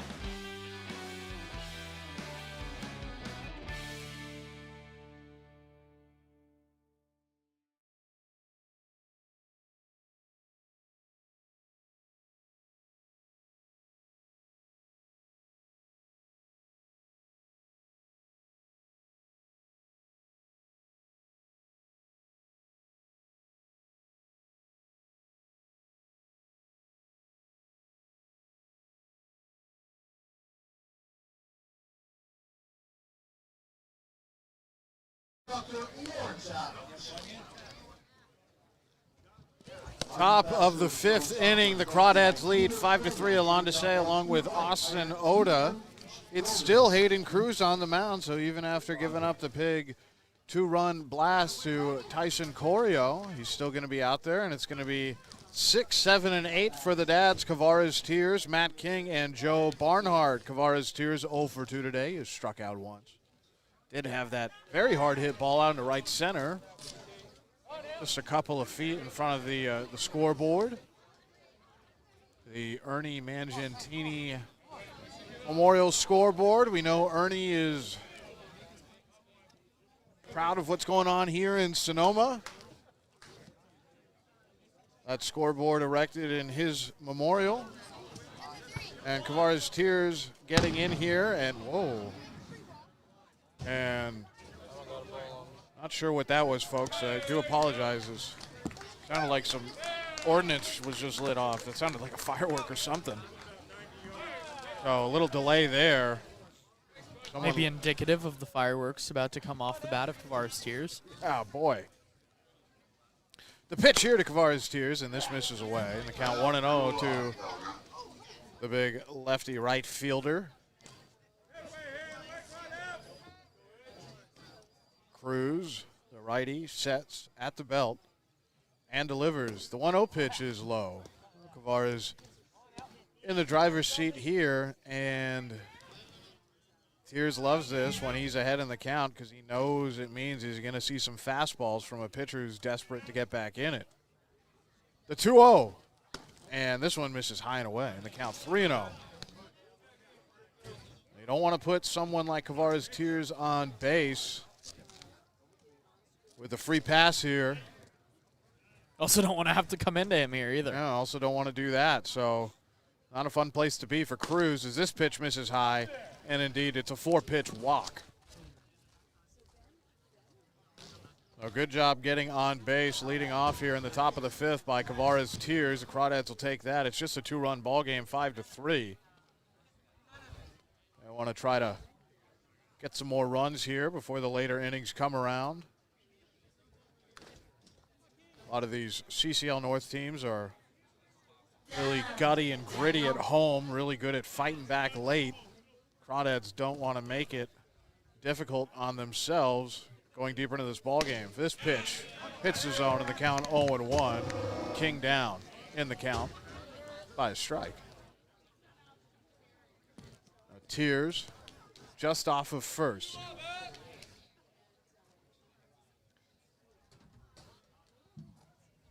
The pitch. And this is hit. That's going to land in center field. That'll be a single. Tears will move up to second. King on first. He seems to hit well here. He had a home run here that still hasn't been counted yet. That dreaded game that we continue to mention that feels like it'll never get finished, even though it's going to be finished this weekend. And then, last game he was here, a 2-run single. Well, we got an email or a text about that. It's going to – so the game that the Stompers are coming to visit is now there's a mound visit here, and it looks like there's going to be a pitching change. We'll see who the new man is, but Sonoma is going to come visit the Dads, and that game's going to be at 1. I believe that's on Saturday, and they're going to it's scheduled to be at 1. They're going to resume the all-nighter, the 12-inning affair that happened here a couple weeks back. They're going to start that at 12. So depending on how that goes, the first pitch in the next ball game might not be until 2 or 3, hopefully not that long, but maybe not until 1:30. I have plans that night. You going out on the town, Austin? I am. I got big plans that night.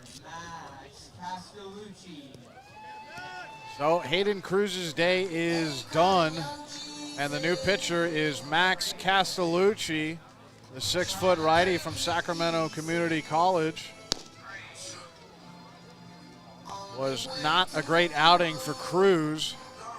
Castellucci comes in not much better ERA-wise, above 6 as well, 6.23 ERA. He is 1-0. This is his 5th appearance. He's thrown 4 in the 3rd innings. 5 strikeouts, 2 walks, 4 hits given up. His last appearance on June 23rd against the Riptide. That was another game that Cruz was in, that 13-3 loss. Castellucci was able to toss 1 inning, walked 1, struck out 1, faced 3, but the real tough matchup for him was against the West Coast Kings back on the 16th of June. That was a game that the Kings won 11-5. They're good for the West Coast Kings to get one over on a CCL North team. Castellucci was only able to throw 1 inning, gave up 3 runs, all of them earned, and 3 hits. Struck out 2, faced 6. So Castellucci going to come in here and try to prevent the Crawdads from adding any more as he's just about done with his warm-up pitches. Matt King is going to be over at first. Kavara's Tears now at second after the single into center field, into shallow center field by Matt King. And the Crawdads are in business, starting to cook a little bit here in Sonoma. And the crowd's starting to get maybe a little restless here if some more damage is done. It's a 2-run ball game, 5-3 Walnut Creek. So here is Joe Barnhart, the first pitch to Barnhart, and this misses high and in.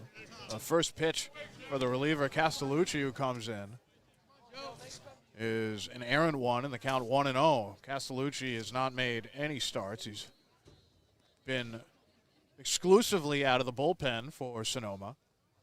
The 1-0 pitch, and this is hit high, but into center field, and it'll hang up for the center fielder Leopard. Tears has to stay put at second, and there's 1 away. Good to see from Joe Barnhart, though, putting some good wood on the ball. Did put a good swing on it, just right at Leopard out there in center, but that ball finds a gap, especially in right center. It could be rolling for a little while, and you have to imagine Kavara's Tears, at the very least, is coming around to score. So here's Jude Putz. Putz walked in the fourth. Came around to score on that Tyson Corrio home run to right. First pitch to Putz. This bounces to Kopp, but he's able to stop it before it gets past him. Count 1-0. Crawdads so far with 5 runs, and 4 hits with those 5 runs. 3 runs on 3 hits for Sonoma. The 1-0, and Putz, a huge cut taken there, but misses, and the count 1-1.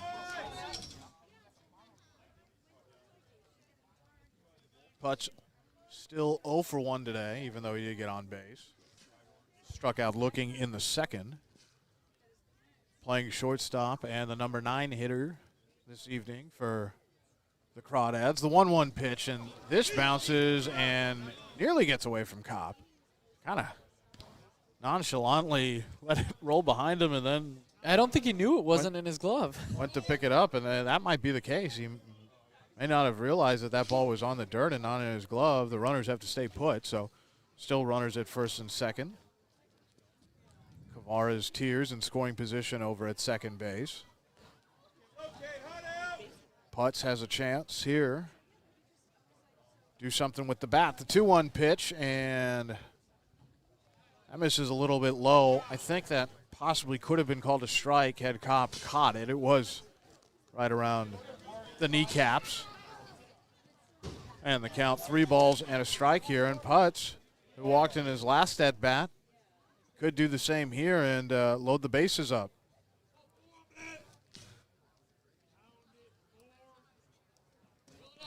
Righty against righty. The pitch to Putz, and he takes, and it bounces up to Kopp once again. A lot of pitches in the dirt, and that's a walk for Jude Putz, his second of the evening. Bases are now loaded.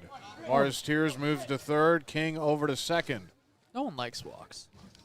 They're just not fun. They're not fun to. I mean, Ryan Brom likes walks, and that's about it. You know who really doesn't like walks right now are the Sonoma Stompers. No kidding. This would be a one-run ball game possibly if Putz doesn't draw a walk in his last at-bat in the fourth. And here comes Coleman Schmidt, one of the hottest hitters in all of the CCL. First pitch to Schmidt is high, and the count 1-0. Coleman Schmidt just had an epic couple of days lately. Saturday, walk-off grand slam. Sunday, hits for the cycle. 0 for 2 today, was hit by a pitch and had a stolen base. The 1-0 pitch to Coleman, and he hits this not that hard into shallow right, and that will drop, and Kavara's Tears is going to come home from third.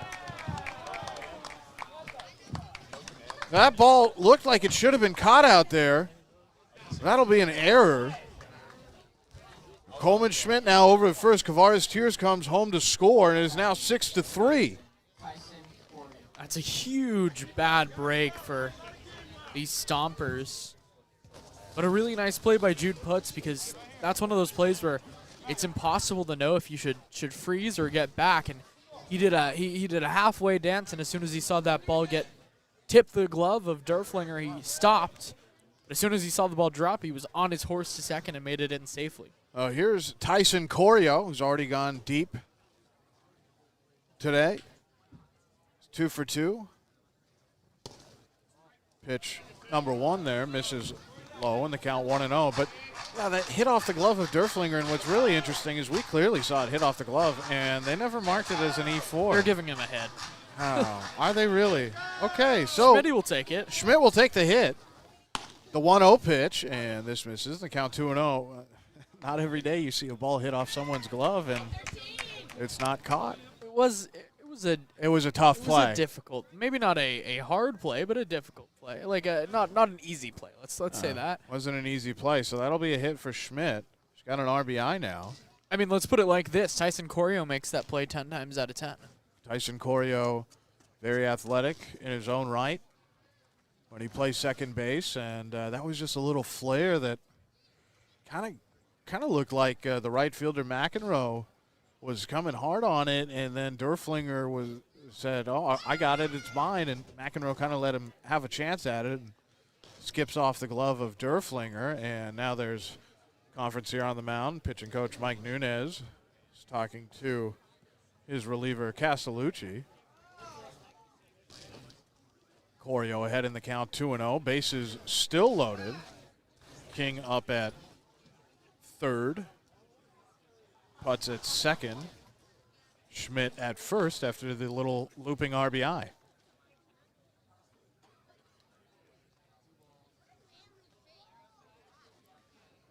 Ryan Brome on deck. Castellucci has to deal with Corrio. The 2-0 pitch, and Corrio puts Goodwood on this. Hit far into right center, but a leaping catch made by Mcenroe right before the track, but it is deep enough to score Matt King. And the Crawdads get another run. It is now 7-3. He hit that ball harder than he did with his home run. Easily. That's his hardest hit ball of the day, and I think that it had triple all over it if that ball had dropped, and if he had tripled there, it's a triple, a double, and a homer. Oh boy, could you imagine? The Dads hit 2 cycles in 3 days. In 3 days? Oh, here is Ryan Brome, runners on first and second. First pitch to Brome, and he takes for a strike. Belt high in the count 0-1. Putz still over there at second. Schmidt still at first. But a good swing of the bat by Tyson Corrio. Now it's 3 RBIs. The 0-1 pitch, this misses, and the count 1-1. So maybe, actually not maybe, Tyson Corrio's best day offensively as a Crawdad so far this summer. Yeah, he has been pretty easily the player of the game so far to this point. Hoping to get some new blood in our DVB player of the game after Coleman Schmidt seems to win it every day. It's tough when you have to compete with Coleman Schmidt for the DVB player of the game, as this pitch is chopped on the ground. Derflinger has it, throws over to first in time for out number 3. But the Crawdads able to score some runs here, and it is now 7-3. A couple of runs for the Dads. And the bottom of the 5th coming up, we'll see, and it will be actually Gabe Tanner still on the mound. He's taking that long walk over to the mound from the dugout, so we'll get to see Gabe Tanner for another inning of work when we come back here on the Crawdads Streaming Network.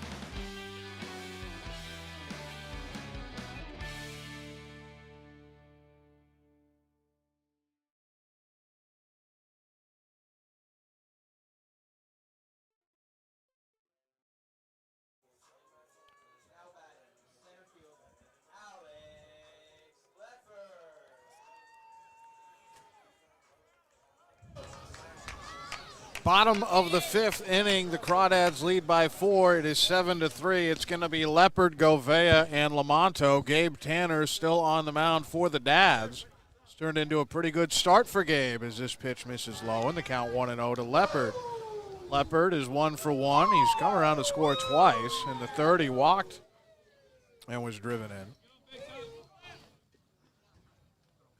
The 1-0 pitch, this misses high to Leopard, and the count 2-0. Always seems like it takes Gabe Tanner just a couple of pitches every time he comes out for the next half inning to kind of settle down. The 2-0 pitch, and this is foul tipped into the netting above the backstop, and the count 2-1.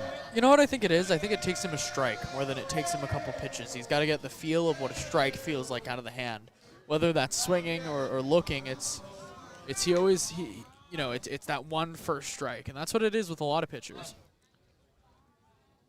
Oh, Gabe now with a strike, the 2-1 pitch, and he throws a beautiful pitch right by Leopard. Leopard was golfing at that one. It was tailing away, low and away. Yeah, I think he was expecting fastball and got a changeup, and it was a really nice spot from Tanner there. Not too often you see guys that late on reading it, whether it's a changeup or a fastball. The 2-2 pitch, and this is fouled out of play. Count stays 2-2. But he really fooled Leopard on that, and I wouldn't be surprised if he goes back to it.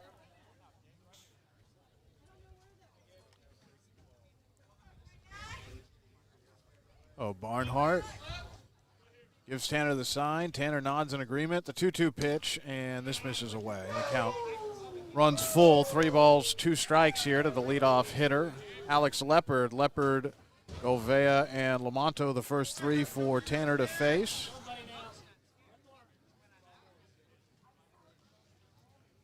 The payoff pitch. This misses high, and that's a walk. You know, that at-bat wasn't the case, or that last pitch wasn't the case, but the pitch before, I noticed Gabe Tanner dropped down from a kind of a 3/4 angle again, and that's something that he's done 4 or 5 times today that I haven't noticed before today. I don't know if that's something he's experimenting with today or if it's something he's been doing all summer that I just haven't noticed. I think here as well, Austin, maybe it's a little easier for us to pick some of that stuff up. I mean, we are right next to the dugout, and we're at eye level as Manager Cummings is out there having a short chat with Gabe Tanner. Doesn't look like there's going to be any pitching change yet. That is the 3rd walk issued today by Gabe Tanner. But he's been pretty solid. He's pitched his team effectively into a 4-run lead, 7-3. But here comes Alex Govailla, who's one of the better hitters for these Sonoma Stompers. Still no Max Handren. He didn't play in the last game for the Stompers that the Crawdads were up here for, and he hasn't played in a while, I do not believe. When we were here last, and he's their best hitter, by the way. When we were here last, he was, I believe, going to undergo some MRIs on his quadricep. And the runner goes, and this pitch is then dropped by Barnhart. So a strike called, but steal there for Leopard. Barnhart getting the called strike, even though he dropped it, but then not able to come up and make a throw over to second. We know Barnhart can make that throw. He's got a very strong arm. The count 0-1 here to Alex Govailla. Tanner takes a peek back at second, now fires, and this bounces up to Barnhart. Barnhart does a very good job of smothering it, make sure it doesn't get to the side or behind him, and the count even at 1-1. Colton Lamonto, the designated hitter, on deck. He has a couple of RBIs for the Stompers this evening. And Tanner taking his time here as he looks in. And now he's ready. He looks back to second. The pitch. And this is hit very high, drifting into foul territory. Brome has it. That's out number 1. Really nice bounce back at bat there by Gabe Tanner. Yeah, a very good bounce back at bat. Way to deal with a speedy guy who's over at second, who's going to play some games with you as well, and definitely try to put it into your head as a pitcher that he might run at any time. Routine play made there in foul territory just off the first base bag by Brian Brome. And I'm really happy that we're seeing Gabe Tanner pitch into this 5th inning. I always like seeing the starters go more than 4. I know 4 is kind of what they're guaranteed, but it's good to see them when they're effective and able to go deeper. Pitch here to Lamonto. That's in there. Yeah, we saw it yesterday with perk with Mark Perkins. We saw it a couple days ago, of course, with Hollis Fanning. It's refreshing. It is. Baseball. It is, instead of some of these bullpen games that you get sometimes, especially on that getaway day on a road trip. The 0-1. And this is chopped into the ground down the third base line. Foul. I had a really funny conversation with Hollis Fanning before the game today. We were talking about it while we were out shagging balls in left field, and he was like, I went up to Coach and I said, I'm going to give you the PG version, of course. He said, I'm going to keep complaining to you, Coach, if I don't get my 9 innings. And when I start, I want to go 9. So he went 8 the other day, and he said, I'm getting an inning before my next start because I want 9 innings every time I throw the ball. He says he does not have a limit. He'll throw till his arm falls off. The 0-2 pitch, and this is hit hard into center, but right at Coleman Schmidt, who has it. The runner tagging Leopard. Is he going to make it into third? He slides in safely. The throw was a bit late. But there's 2 away here in the bottom of the 5th. Leopard able to advance to third.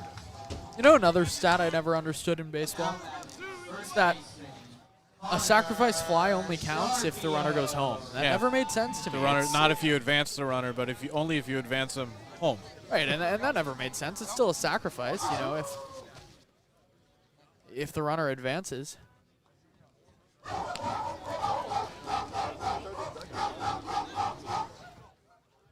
That always confused me. But here is Connor Sharpio. Sharpio 0 for 2.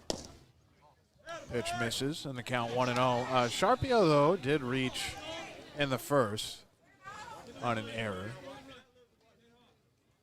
Check that. He actually, do some housekeeping on that as this is chopped down third base line. It was a fielder's choice. Then there was the error on Corrio. So he got on. So he is 0 for 2, but he was able to make it all the way to third back in the first inning.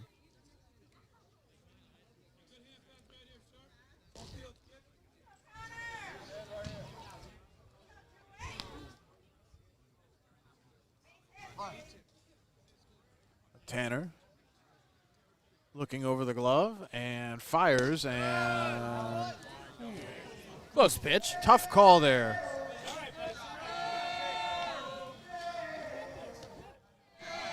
Shadows playing some games with our camera equipment. Do apologize for that. It's just what we have to work with here. The 2-1 pitch from Tanner. And this is hit very high into center field. Going back on it is Schmidt. And he has it for out number 3. That deep center field doing some favors there for the Crawdads. And it's still 7-3 Dads. Top of the 6th inning when we return here on the Crawdads streaming network.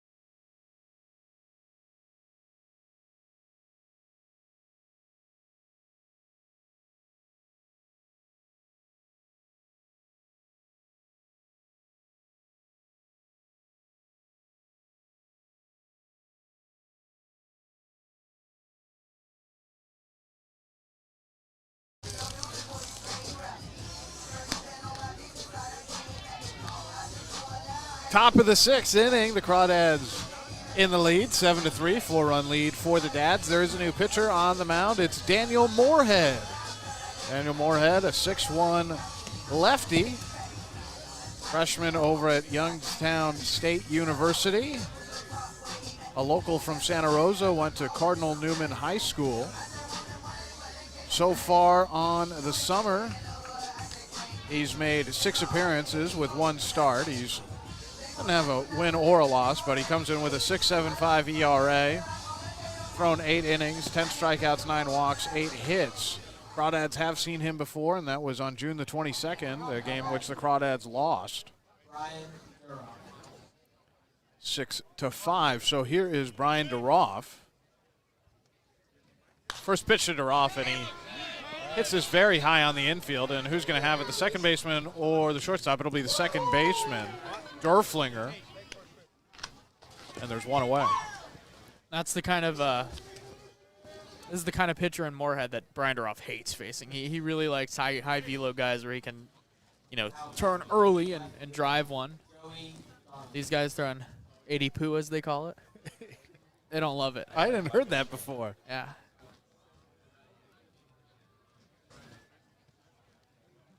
So Moorhead getting ready to throw to Donnelly here. First pitch to Donnelly. That's about knee high for a strike right down the middle, and the count 0-1.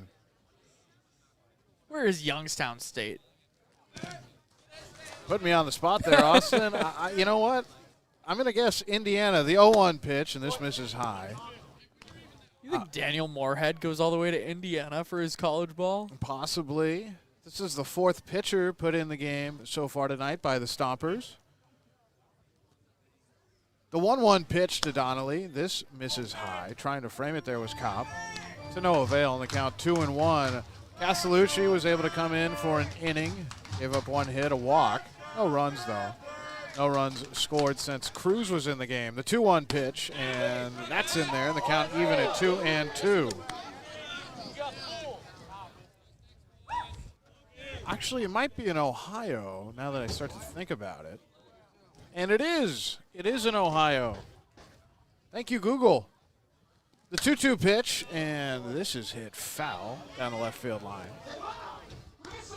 I went Indiana. I knew it was somewhere up in that region, and I went, no, Youngstown, Ohio, and indeed it is in Youngstown, Ohio. The Penguins. The mighty Penguins. Moorhead the pitch. 2-2. It's swung on and missed by Donnelly. That's his second strikeout of the evening and his second straight strikeout for Donnelly, that is. And here is Kavara's Tears. The heart of the order. Not doing that hot today. As Gabe Tanner comes by and gives young Mr. Austin Oda and myself a few pats on the back. He had a great start. Scared me a little bit, though. Thought it was Rawhide. There was some shenanigans last time we were here. As the first pitch misses high to Tears. Count 1-0. Daniel Moorhead reminds me a little bit of an older version of Jack from the West Coast Kings. The 1-0 pitch, that swung on and missed by Tears. The other lefty, we don't have a full name on him. No, we don't. It's just Jack.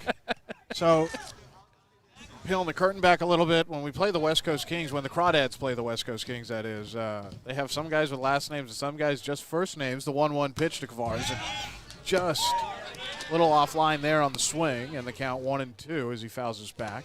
They've got the same hair peeking out of the back of their hat. They're lefties that don't throw too hard, but somehow get these dads out. Instead of 80 poo, the Jeff or Jack, I'm not sure which one it was talking about 60. Pitch here to Kavars misses high. That is not an exaggeration, by the way. No, it's not. So there was, 69, 68 miles an hour we saw. Got down to 62. Down to 62 out of some of those Kings pitchers. And some of them are position players who are forced to be on the mound, and a lot of them are going into college. They're high school guys. It's a 2-2 pitch, and this misses high, and much to the chagrin of the Stompers dugout, the count is full, 3 balls and 2 strikes. They thought it was a strike all the way. Yeah, Moorhead was about 50 feet on the way to first base before he had to stop around.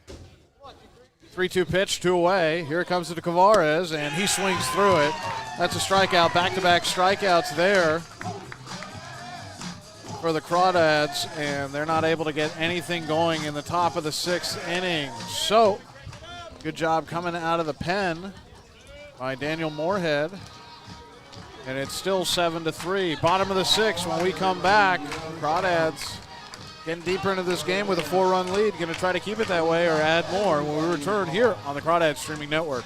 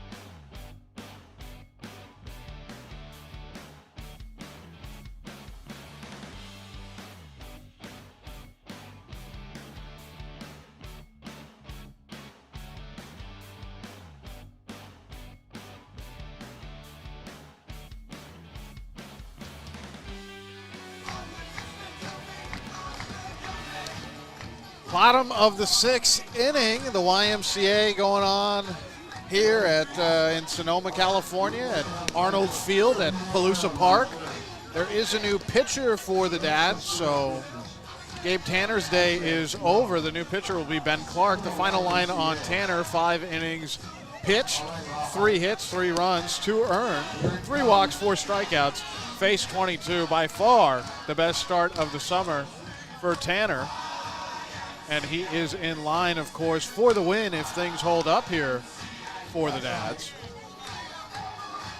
Ben Clark on the mound, so see what the righty has coming out of the bullpen. Luckily for the Dads, they have not had to employ as many pitchers as the Sonoma Stompers have. This is Clark's 6th appearance of the summer. And the first batter that he will have to face is Tucker Mcenroe. It's 5, 6, and 7 for the Stompers. Mcenroe, Kopp, and Bell. The first pitch to Mcenroe, here it is. And that's a good one for a strike. Nice slider there from Ben Clark, authoring a first strike. Clark, 1-0 on the summer, 6.23 ERA, 8 2/3 innings pitched.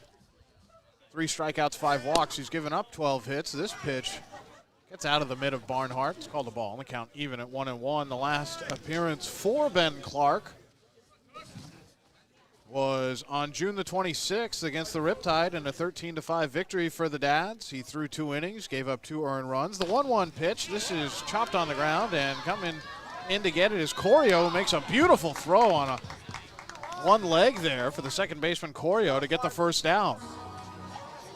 Oh, 4-3 there for Mcenroe. And here's Davis Kopp.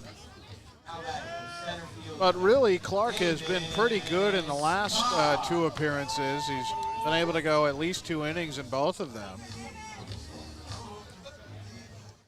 Faced 22 men over his past 2 appearances, 23 now if you just count Mcenroe. First pitch here to Kopp, and this bounces up to Barnhart, and the count 1-0. Crawdads using their second pitcher of the night, their first out of the bullpen. The Stompers have already used 4 men in total. The 1-0 pitch and an off-speed beauty gets Kopp swinging out in front. The count 1-1. Nice changeup there from Clark. And Clark working quickly here and already into the motion. The 1-1 pitch, that hits the zone. Beautifully framed there by Barnhart as that pitch was drifting low, and just a little sleight of hand there by Joe behind the plate, who's had a really good game at catcher for the Dads. The 1-2 pitch, and this is popped up high into foul territory near the first base side, and that'll land somewhere past the bullpen of the Sonoma Stompers.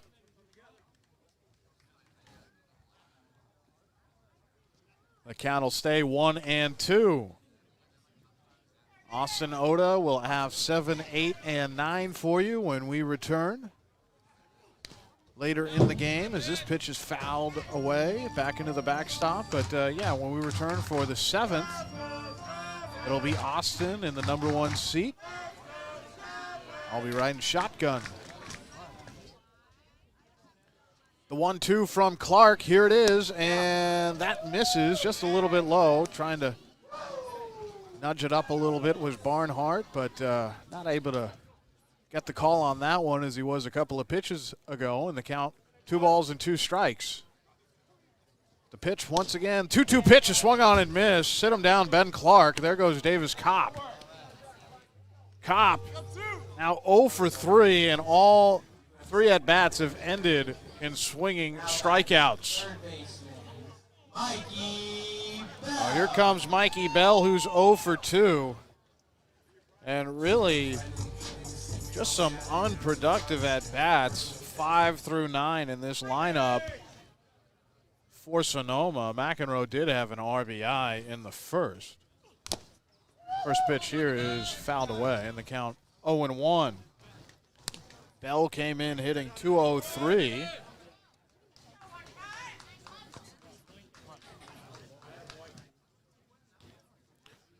The 0-1 pitch, and that misses in the count 1-1. But he's below 200 now. He's walked 8 times, struck out 18 times. That's been a problem for these Stompers, the strikeouts. The 1-1 pitch is swung on and missed. That was below the knees, and Bell obliged, went right after it, and the count 1-2. Ben Clark looking for a quick 1-2-3 inning here, trying to keep things clean. The 1-2 from Clark. And this misses high, and the count 2-2. Maybe changing the eye level there was Ben Clark.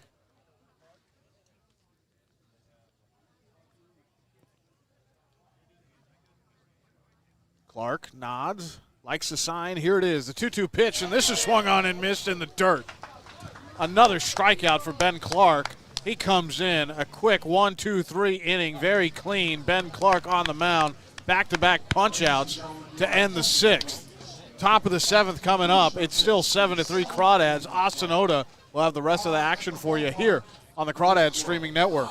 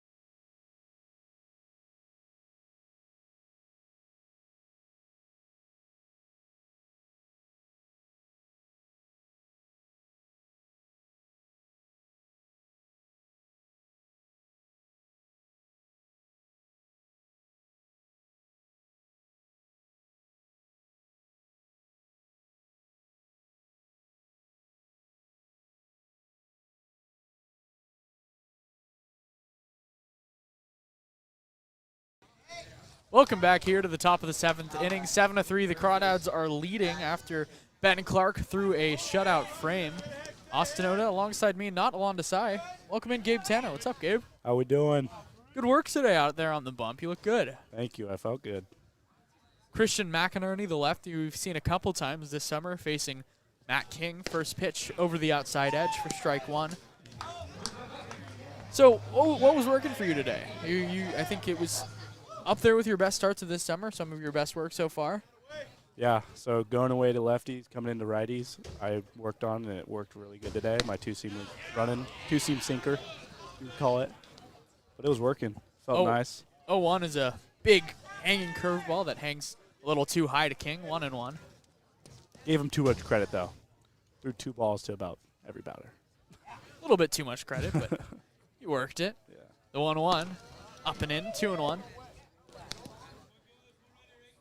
I think your defense really started working behind you in the later innings as you went along. Struggled a little bit at first, but you put it together. And yeah, I try to emphasize coming in on the ball to all my infielders because a lot of people like to stick back and make a play and make it nice. Can't make it perfect, man. The 2-1. King lines this ball into left field. There we go. And that'll drop in front of the left fielder. Stopping at first is King for his second hit of the day. Good to see the bat of Matt King come around a little bit. Oh, yeah. He's been doing really good today. 2 for 2, couple walks. His glove, struggled at the start of the summer, but had been coming around, and then, of course, he makes an error behind you. Yeah. It's all the guys. That's a hard play. That's a hard play. No one wants to play well for Gabe Tanner. Nope. Especially this guy right here. And that man is Potts. Not Barnhart. The first pitch to Barnhart catches the inside corner, 0-1. No, Barnhart he's been doing good behind the plate. Yeah, I think he had a really nice game today. He's another guy that had, struggled back there a little bit, but both him and Zach, I think, are really starting to settle in behind the dish. And we just got a new one from SBCC. Really? He just came in today. Yep. Got a name on him? No. At first, I thought he was our trainer. So. 0-1, chopped second base and side. It's through the right side, past the glove of Derflinger. Derflinger. That's my boy. He's your teammate, right? Yeah, he went to Chabot. Couple Chabot guys on this team. Yeah. Justin Derflinger, Hawk Hill. There we go. Carson Glavich. Yeah, Carson Glavich is good. Shout out. He can pitch. But I think they're going to give him a hit, not because, I think that was an error for Derflinger, but it touched his glove a little bit. These guys up here are very generous with what they give hit compared to error, and it's always a hit if it's the dads hitting, and it's always an error if it's against the dads. Oh, yep. So that's, the pop-up, I don't know if you saw the last inning that Derflinger should have probably had that drop. They give that one a hit too. Yeah. But Joe Barnhart will take a single. Now Jude Putz facing McInerney. He sets and delivers. Putz takes down low, gets off the mask of Kopp, and the runners are both going to move up a base. King heads to third, and Barnhart heads to second. What do you think, wild pitch? Yeah, not a wild pitch. Wild pitch. It was blocked. Those are hard, especially on this surface right here. Absolutely. Yeah, the dirt plays hard here. The mound was pretty decent for the first 2 innings, and I dug it out a little bit on accident. And then it came a little bit undone, but it'll do. The 1-0 to Putz. Pop up, foul off to the right. It'll drift out of play, 1-1. Wait, what park is your favorite to play in the CCL?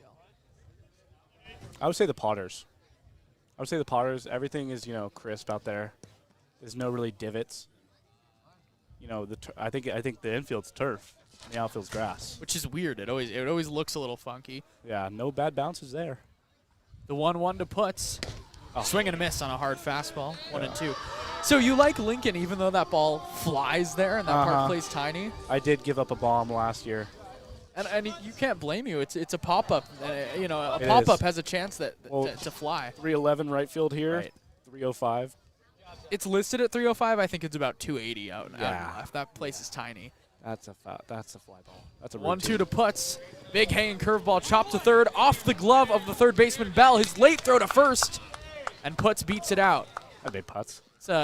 I hope they give that one an error because it was, but Yes. I figure they're going to give Jude Putz a hit. Let's see. We'll see how it's marked. They put the run on the board. Matt King comes home to score. He was off and running, and they're going to give it an error. There we go. Took him long enough.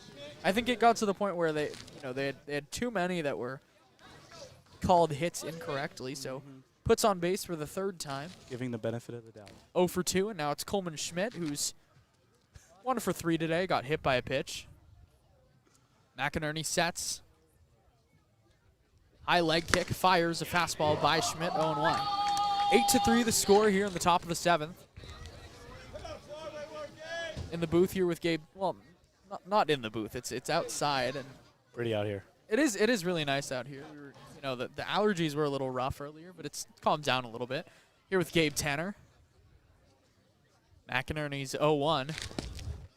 Down low with a hanging curveball. I think it's pretty rough with the shade. If it's like, sunset, the shade in between the plate and the mound really messes up the batter and even the catcher. I had a little bit of problem with Barnhart catching the ball or seeing the ball. Yeah, that shade is always difficult. Yeah. Definitely plays into effect here. Hey, but I like it. 1-1 the count. Schmidt takes a curveball over the outside for strike 2. Yeah, is that something you look to attack when you know that the shadows are there? Of course, you gotta throw a lot of fastballs when that's happening. And it's fastballs, I'm assuming, in Yeah, mostly. that's what I worked on today, and it worked. Right. Got a lot of swords out there. The 1-2, McInerney checks the runner on second, fires. There we go. Schmidt laces this one into right field, but ranging over is the right fielder Mcenroe to make the catch for the second out of the inning. Great contact back there. Yeah, hard hit ball. Schmidt's, I think, seeing the ball pretty okay recently. Yeah. So what was it like for you with that walk-off grand slam? Oh, that was insane. Schmidt is a specimen, if anything. Schmidt has put up great numbers. What is he? Isn't he first in the league? First in the league in home runs. Yeah, dude. Also hitting Deserves it. 430. Deserves it. Now Tyson Corrio in the right-handed batter's box for the first time today, and he stays hot, lining this one right to the shortstop, Govailla. Return throw to first is in time. The double off puts, and I think it bounced, but they're going to call it a catch for Govailla. They called it a catch? Tyson Corrio, tough for him to continue hitting the ball hard. And Gabe Tanner's going to sign off. You got something to say, Gabe? Thank you, guys. Thank you for having me. Gabe, thank you, as always, for being on. We'll see you soon. We miss you already. The Dads bring home a run on a couple hits and an error and lead 8-3 when we head to the bottom of the 7th here on the Crawdads Streaming Network.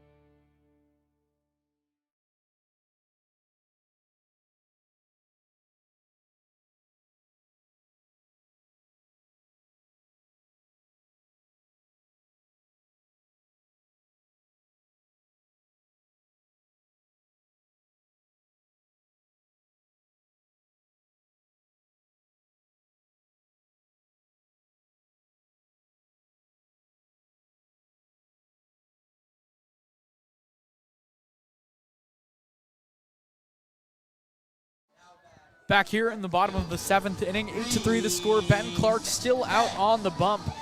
for the Crawdads. We just had Gabe Tanner. I'm so used to saying in the booth, out on the sidelines, I guess, with us. On the hard, uneven concrete. First pitch inside of the fastball. And, I mentioned this a little to Gabe last inning, but this is the best Ben Clark has looked all season. Oh, you know what? The 1-0 slider, inside edge, 1-1. It's the best that Ben Clark has looked all season, and that was the best that Gabe Tanner had looked all summer as well.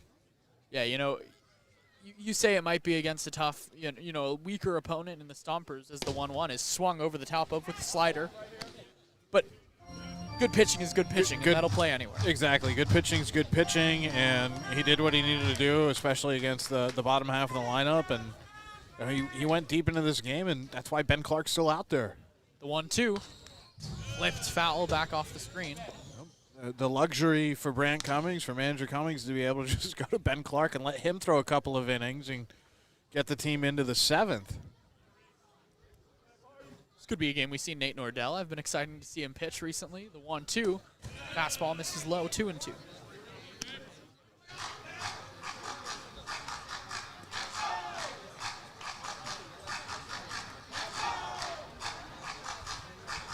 Sun starting to set here as the 2-2 swung on and missed. Ben Clark, 3 strikeouts already with that slider. Man, that's 3 in a row.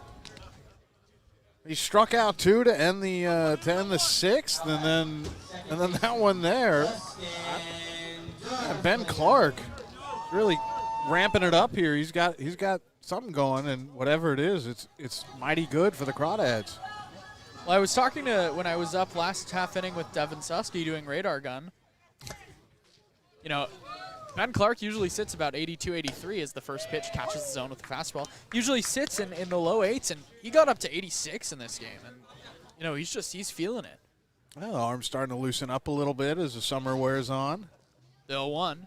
There's that slider again, and this time sitting back on it is Derflinger, and he hits it into right for a base knock. Nice piece of hitting there by Derflinger, and he's had a rough day today. A strikeout, a double play ball he put on the ground, and pair of errors that were counted as hits. A couple of friendly.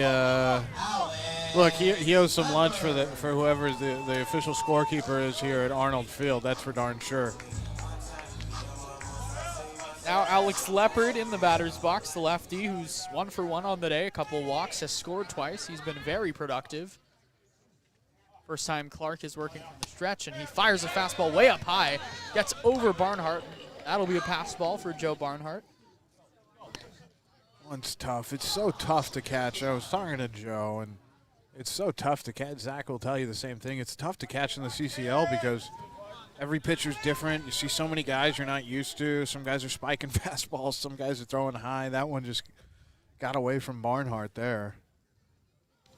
1-0. Fastball inside, 2-0, so a little bit of an adjustment period for Ben Clark from the windup to the stretch. It's become really nice weather out here in Sonoma. A nice breeze. It's cool out. Yeah, should be perfect for you, Austin, from Oregon. This is my weather. I feel like back home in Eugene. The 2-0. Way up high with the fastball again. Of course, not directly from Eugene, lived 18 years over here on the Bay. But that 1 year in Eugene got me used to the cold quick. Really, I think the sunset looks better for the viewers on the stream than it does out here for us. It looks beautiful on the stream. Beautiful on the camera. 3-0, way inside, ball 4. I think the issue here is Ben Clark did not have to deal with any runners on base in his first inning. It was very clean, 1, 2, 3. And now we're really going to have to see how he deals with multiple runners on and just exclusively out of the stretch here the rest of the way, at least in this bottom of the 7th. At least we hope so, because that would mean, the runners don't advance. There's no home run ball hit. Well, it's not a slam game, Austin. I was waiting. I know. I had it in my head. I was waiting for a run to score. Yeah. Well, if that run does score, it will become a slam game. But in the home field of Michael Barabalt himself. The great Michael Barabalt. He's awesome, always so gracious to us when we come down here or up here to Sonoma. The voice of the Stompers was with the Healdsburg Prune Packers last summer. First pitch, down and low. See Govailla, 1 for 3 on the day. But he came over and we had a nice chat before the game, all three of us, and that was fun. Always good to come up to these other parks and see what's cooking. 1-0 to Govailla. Clark delivers a fastball over the outside edge, 1-1. I wonder how that is going from, a team like the Packers who won the chip last season to going to the last place Stompers.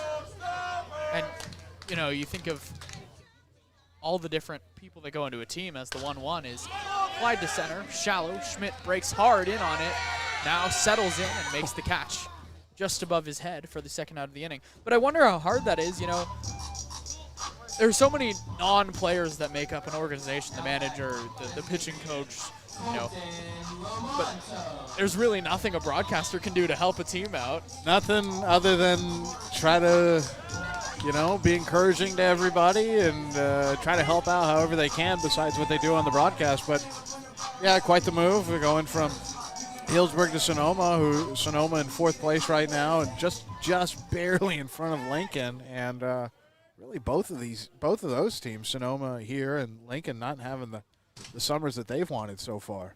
Lamonto now swings over the top of a slider, 0-1. 1 for 3 on the day. 1 for 2, a sac fly, a fly out, and a single. Productive day at the plate. Lincoln has such a good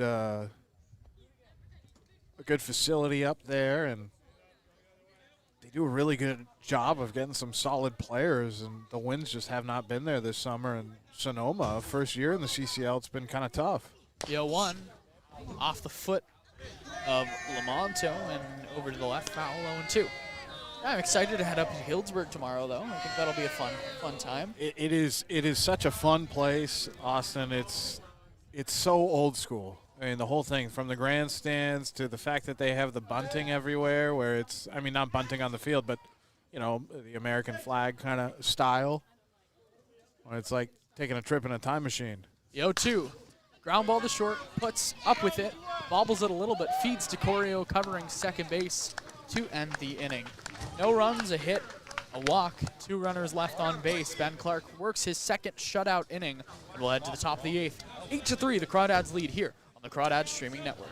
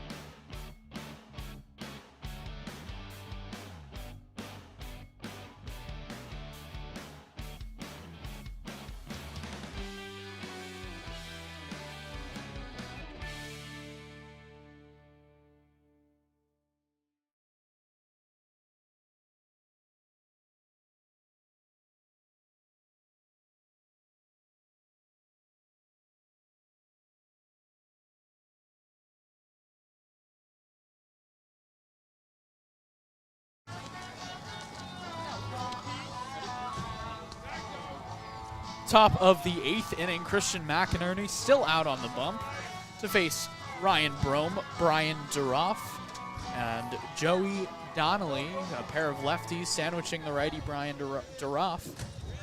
Brome today, 0 for 3, but got his walk in, as he does.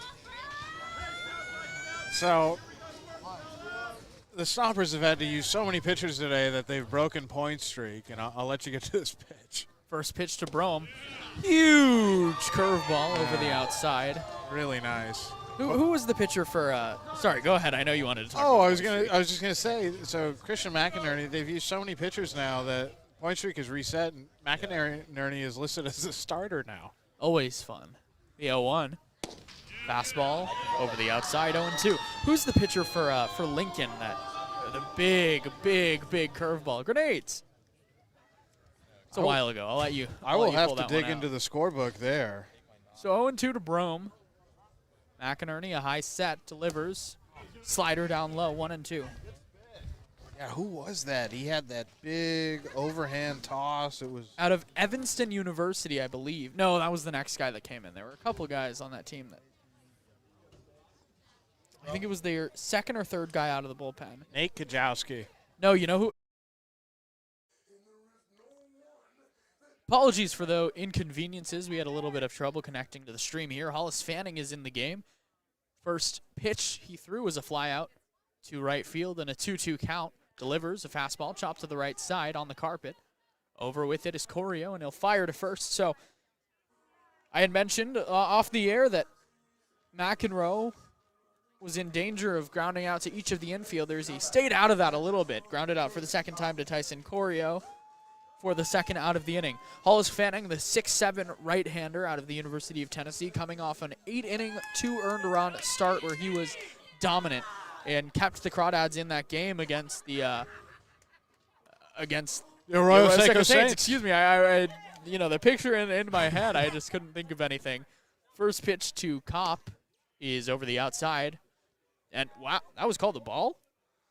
I thought Pontecorvo was signaling strike and said he was just appealing over to first. Called a ball. Davis Kopp, the hat trick so far today, trying to avoid that ever-dreaded sombrero. Yeah, the golden one. The 1-0. Swings through a heavy fastball, 1-1. Do you know what it's called if a player strikes out 5 times? Is it platinum? No, It's what? a platinum It's a sombrero. platinum sombrero, isn't it? Yeah. Luckily, I avoided that my entire short playing career. I don't think I've ever seen someone in person go over 5 all Ks. The 1-1, and he swings through another fastball, 1-2. So he's right on the brink right here. Davis Kopp, of course, a Pac-12 player out of the University of Utah, facing up against the Tennessee man.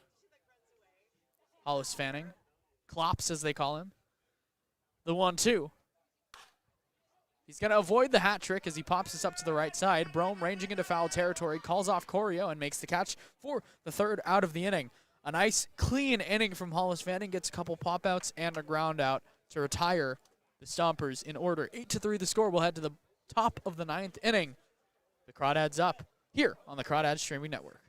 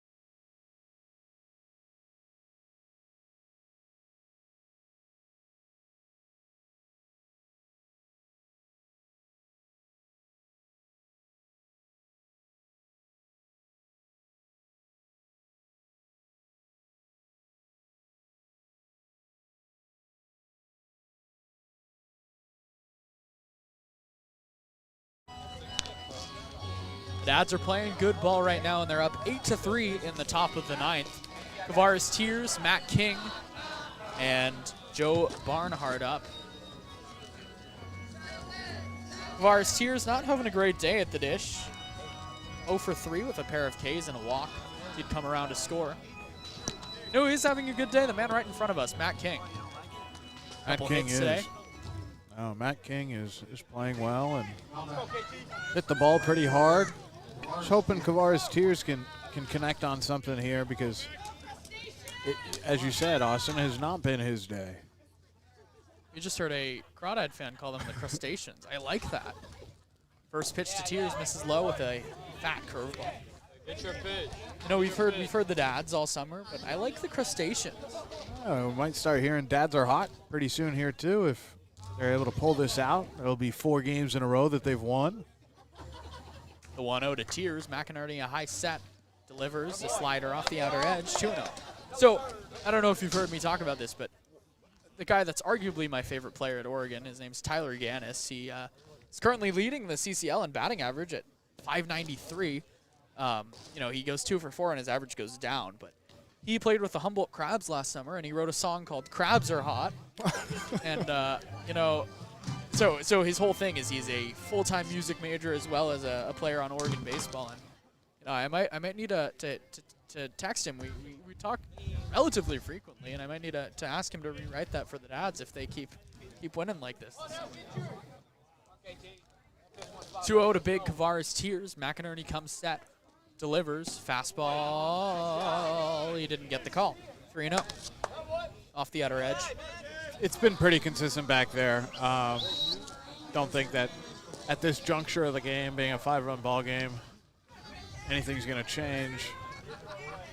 See if Tears has the green light on 3-0. He likes to add on. Here it comes. He does have the green light. He skies this one high up in the air. Govailla going out from his shortstop position, ranging over a step to his right, and he makes the catch. So an unfruitful day for Kavaris Tears as he is likely to finish the game 0 for 4. Yeah, 0 for 4, a couple of strikeouts. You know what, though? He was able to walk and come around to score, so that was good. He's just wasn't able to square the ball up the way he is used to. But Matt King, boy, maybe this game will give him a little jolt offensively going forward. Yeah, that would be nice to see from King. First pitch to the man who's 2 for 2 today. Takes down low with a curve, 1-0. 2 for 2, came around to score twice, also 2 walks. Yeah, just a flawless day at the plate for Matt King. Ahead in the count 1-0 with Crawdads leading 8-3 here in the top of the 9th inning. McInerney delivers. King takes down low, 2-0. Seen a lot of that today from the Stompers pitchers. It started all the way back at the start of the game with Daniel Smith. They have not been online. A lot of errant pitches, a lot of pitches low, and it's been easy for the dads to just take and work long at bats. 2-0 to Matt King. McInerney delivers. King lines this one into center field. Ranging in hard is Leopard, and he's going to let it drop in front of him for a base hit. 3 for 3 day for Matt King. Did they call that a catch? Yeah, looks like they did. Looks like they called it a catch. He definitely trapped that. It bounced first. He didn't even trap it into the ground. It just bounced in front of him and It bounced came in up. front, and he scooped it. And if they rob Matt King of a 3 for 3 day, that is a... No, that is what just happened. So Matt King is okay. Now there's going to be a conference. If this call does not get overturned, that is horrible. Don't know if you could hear that on the on-field mic as well, everybody, but you hear manager Brant Cummings as well as some of the other staff of the Crawdads. You got fooled. That was audible out on the field. Jude, what do you think? I thought he got up and went to the ground to pick it up. I thought it was pretty evident. Jude Putz coming in over the on-field mic there. That's how close we are today that we can talk to the players. Oh, my goodness. And they're going to hold it up as an Oh, out. my Wow, goodness. okay. Alex Leopard gets lucky on that one. You know what? The Crawdads, everything's going right for them today. It's... That's a tough call. It's especially tough for Matt King, who's been hitting the ball so well. And in his heart, he knows that was a hit all the way. I mean, You know, there was no question about that. I might give him a hit in my book either way. Joe Barnhart now got a hit in his last at-bat. Swings through a fastball on 1. Yeah, that was not close. And I don't like to see calls overturned either way, especially in the CCL where there's no replay available. That one was right there. That one should have been an easy call. The 0-1. Big sweeping curveball that catches the outer edge, 0-2. So I wonder if Ben Clark is going to be out here for the 9th or. Well, it was Hollis Fanning last inning. Apologize, Hollis Fanning. Excuse me. I wonder if Hollis Fanning's going to come out for another inning. I want to see Nate Nordell. I always want to see Nate Nordell pitch. Nordell is available tonight. The 0-2. Huge curveball, and Cobb takes a tumble trying to catch it. But he does. It's 1-2. Going into Healdsburg tomorrow. It's going to be a tough game. But I think it's a prime matchup for Ryan Fleming. It is. It is. Really good team for him. 1-2 here to Barnhart. 8-3 the score in the top of the 9th. Barnhart takes just off the outer edge, 2-2. But definitely want to have. So tomorrow you think, Fleming's going to go, but then you'll probably have Colson Abel available. You'll probably have Idrissa Zani and a few of the other guys available as well out of the bullpen. I think tomorrow's a really good day for Seth Higdon to come. Seth Higdon. The 2-2. Curveball down low off the mask of Kopp, 3-2. Yeah, I think, it's a good outing for Fleming because he's such a guy that keeps the ball on the ground with that sinker, slider, or slurve combination that he likes to throw. And I think the last game against the Kings was a fluke. I think he's the guy that's probably the best pitcher on this team, at least in the starting rotation, him and Hollis Fanning.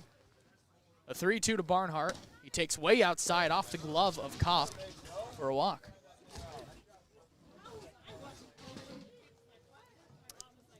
So Jude Putz is going to get an at-bat. Putz, 0 for 2 on the day, has reached base 3 times on a couple walks and an error. Played a really nice shortstop today. I think, with a guy that's struggled to the tune of 10 errors so far this summer, to have a game like Putz has had, he had that really nice unassisted double play, or partially unassisted double play, I should say. He's had a couple good picks at shortstop. He picked a high hop and was able to corral it, showing off his arm. Definitely looks more comfortable, and that double play where you just tap the foot on the bag and then fired a strike over to first. I mean, that shows you all you need to know whether he's starting to settle down. First pitch on the outside, fastball 0-1. It'd be nice to have him, start to go with the bat a little bit. He has walked a couple of times tonight. I think it starts there with good pitch selection, not going after things out of the zone. Starts with a lot of weight on that back leg, hands held right behind his helmet. McInerney taking a long time. The 0-1 is swung over the top of 0-2. That was a big swing there from Putz. He mentioned before coming to this game that he's got to stay shorter with his swing. Kind of broke out there, but I think that's something we're going to see going forward, him trying to be a little more compact. Starting to get chilly out here in Sonoma as the 0-2 to Putz. Huge curveball off the outside, and I don't think huge is an understatement to that curveball. Davis Kopp will, kind of lollipop the ball back, and it looks like it's the same arc as McInerney tosses that curve in. No, it's a big bender for sure, and it's one where you just gotta sit back on it. And Putz does put a lot of weight on that back foot. The 1-2. Putz takes up and away, 2-2. But I do really like the approach that we've seen out of him, especially tonight. He's seen a lot of pitches, and he's waiting for his pitch to hit. And, when he hasn't gotten it, he's walked a couple of times. So the approach is definitely shaping up for Jude here. And a guy who's looking to play more and more baseball this summer as the summer rolls on, and he's starting to look a lot better up there at the plate. Deuce is wild. The 2-2. Flared off to the right foul. Barnhart gets his lead off first. Putz even in the count at 2 with 2 outs here in the top of the 9th, and the Crawdads leading 8-3, looking to secure their 4th straight victory. Crawdads are playing good ball right now. No, they are, and that big match with Healdsburg tomorrow. The 2-2. Putz takes in the dirt, blocked by Kopp.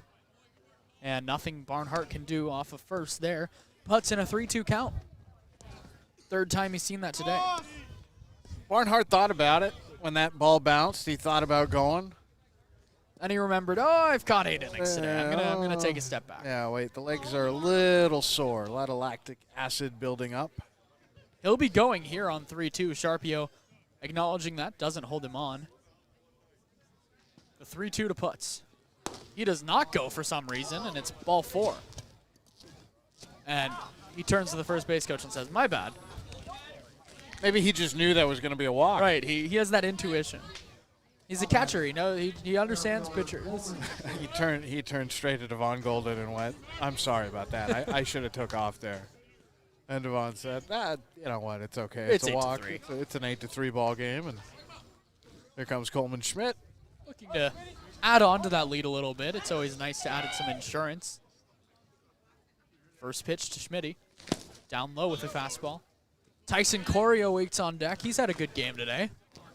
Oh, he has. Speaking of insurance, he might be our DVB insurance player of the game. Puts off of first. Barnhart a massive lead off second with no one holding him on. The 1-0 to Schmidt. Swung on and missed.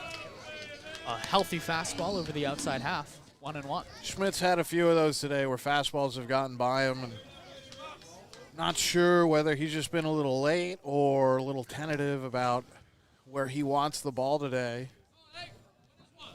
1 for 4 on the day is Schmidt as the 1-1 comes in. Big curveball grounded to first. Sharpio picks it up and runs it to the bag for the 3rd out of the inning. The Dads don't score. They had a couple walks, no hits, 2 runners left on base. Well, to the bottom of the 9th, we'll see who's trying to close it out here for the Crawdads. 8-3 the lead here on the Crawdads Streaming Network.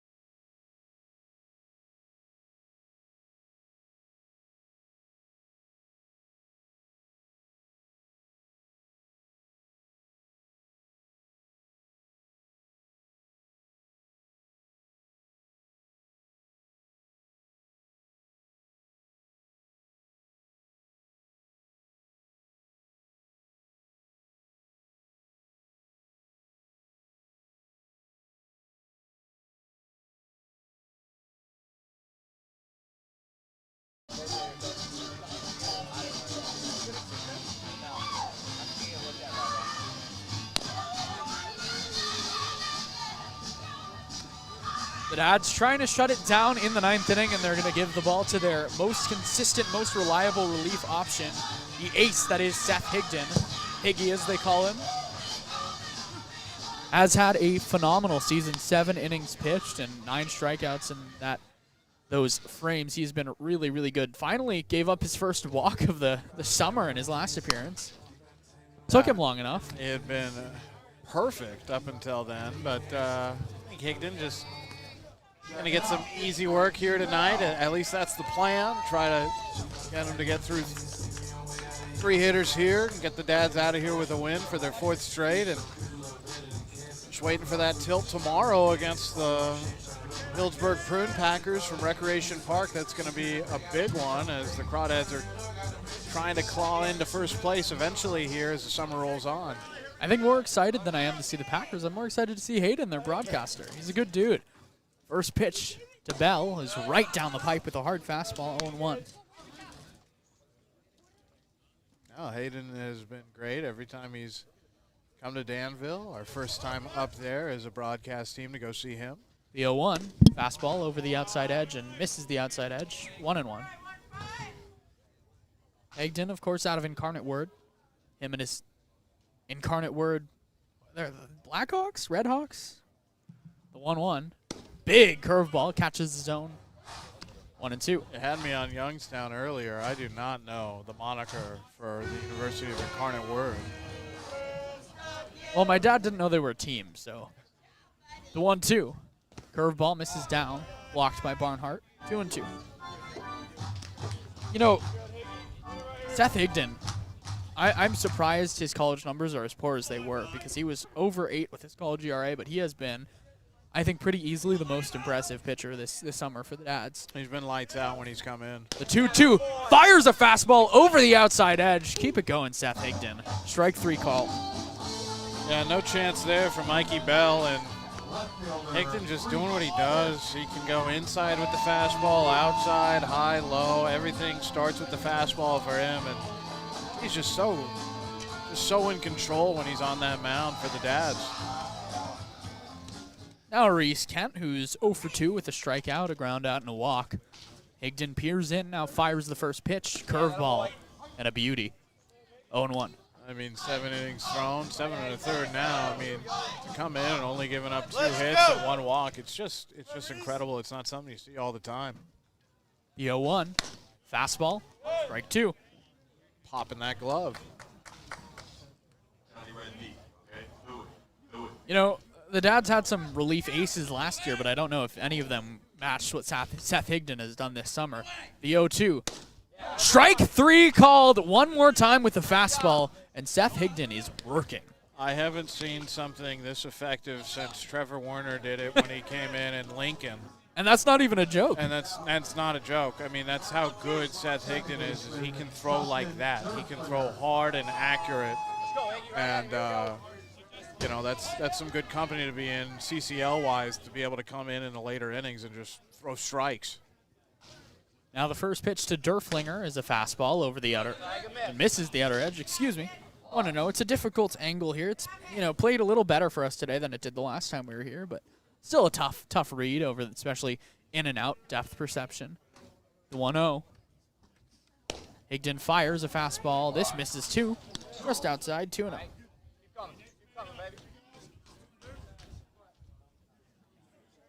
So Higdon taking a little reset.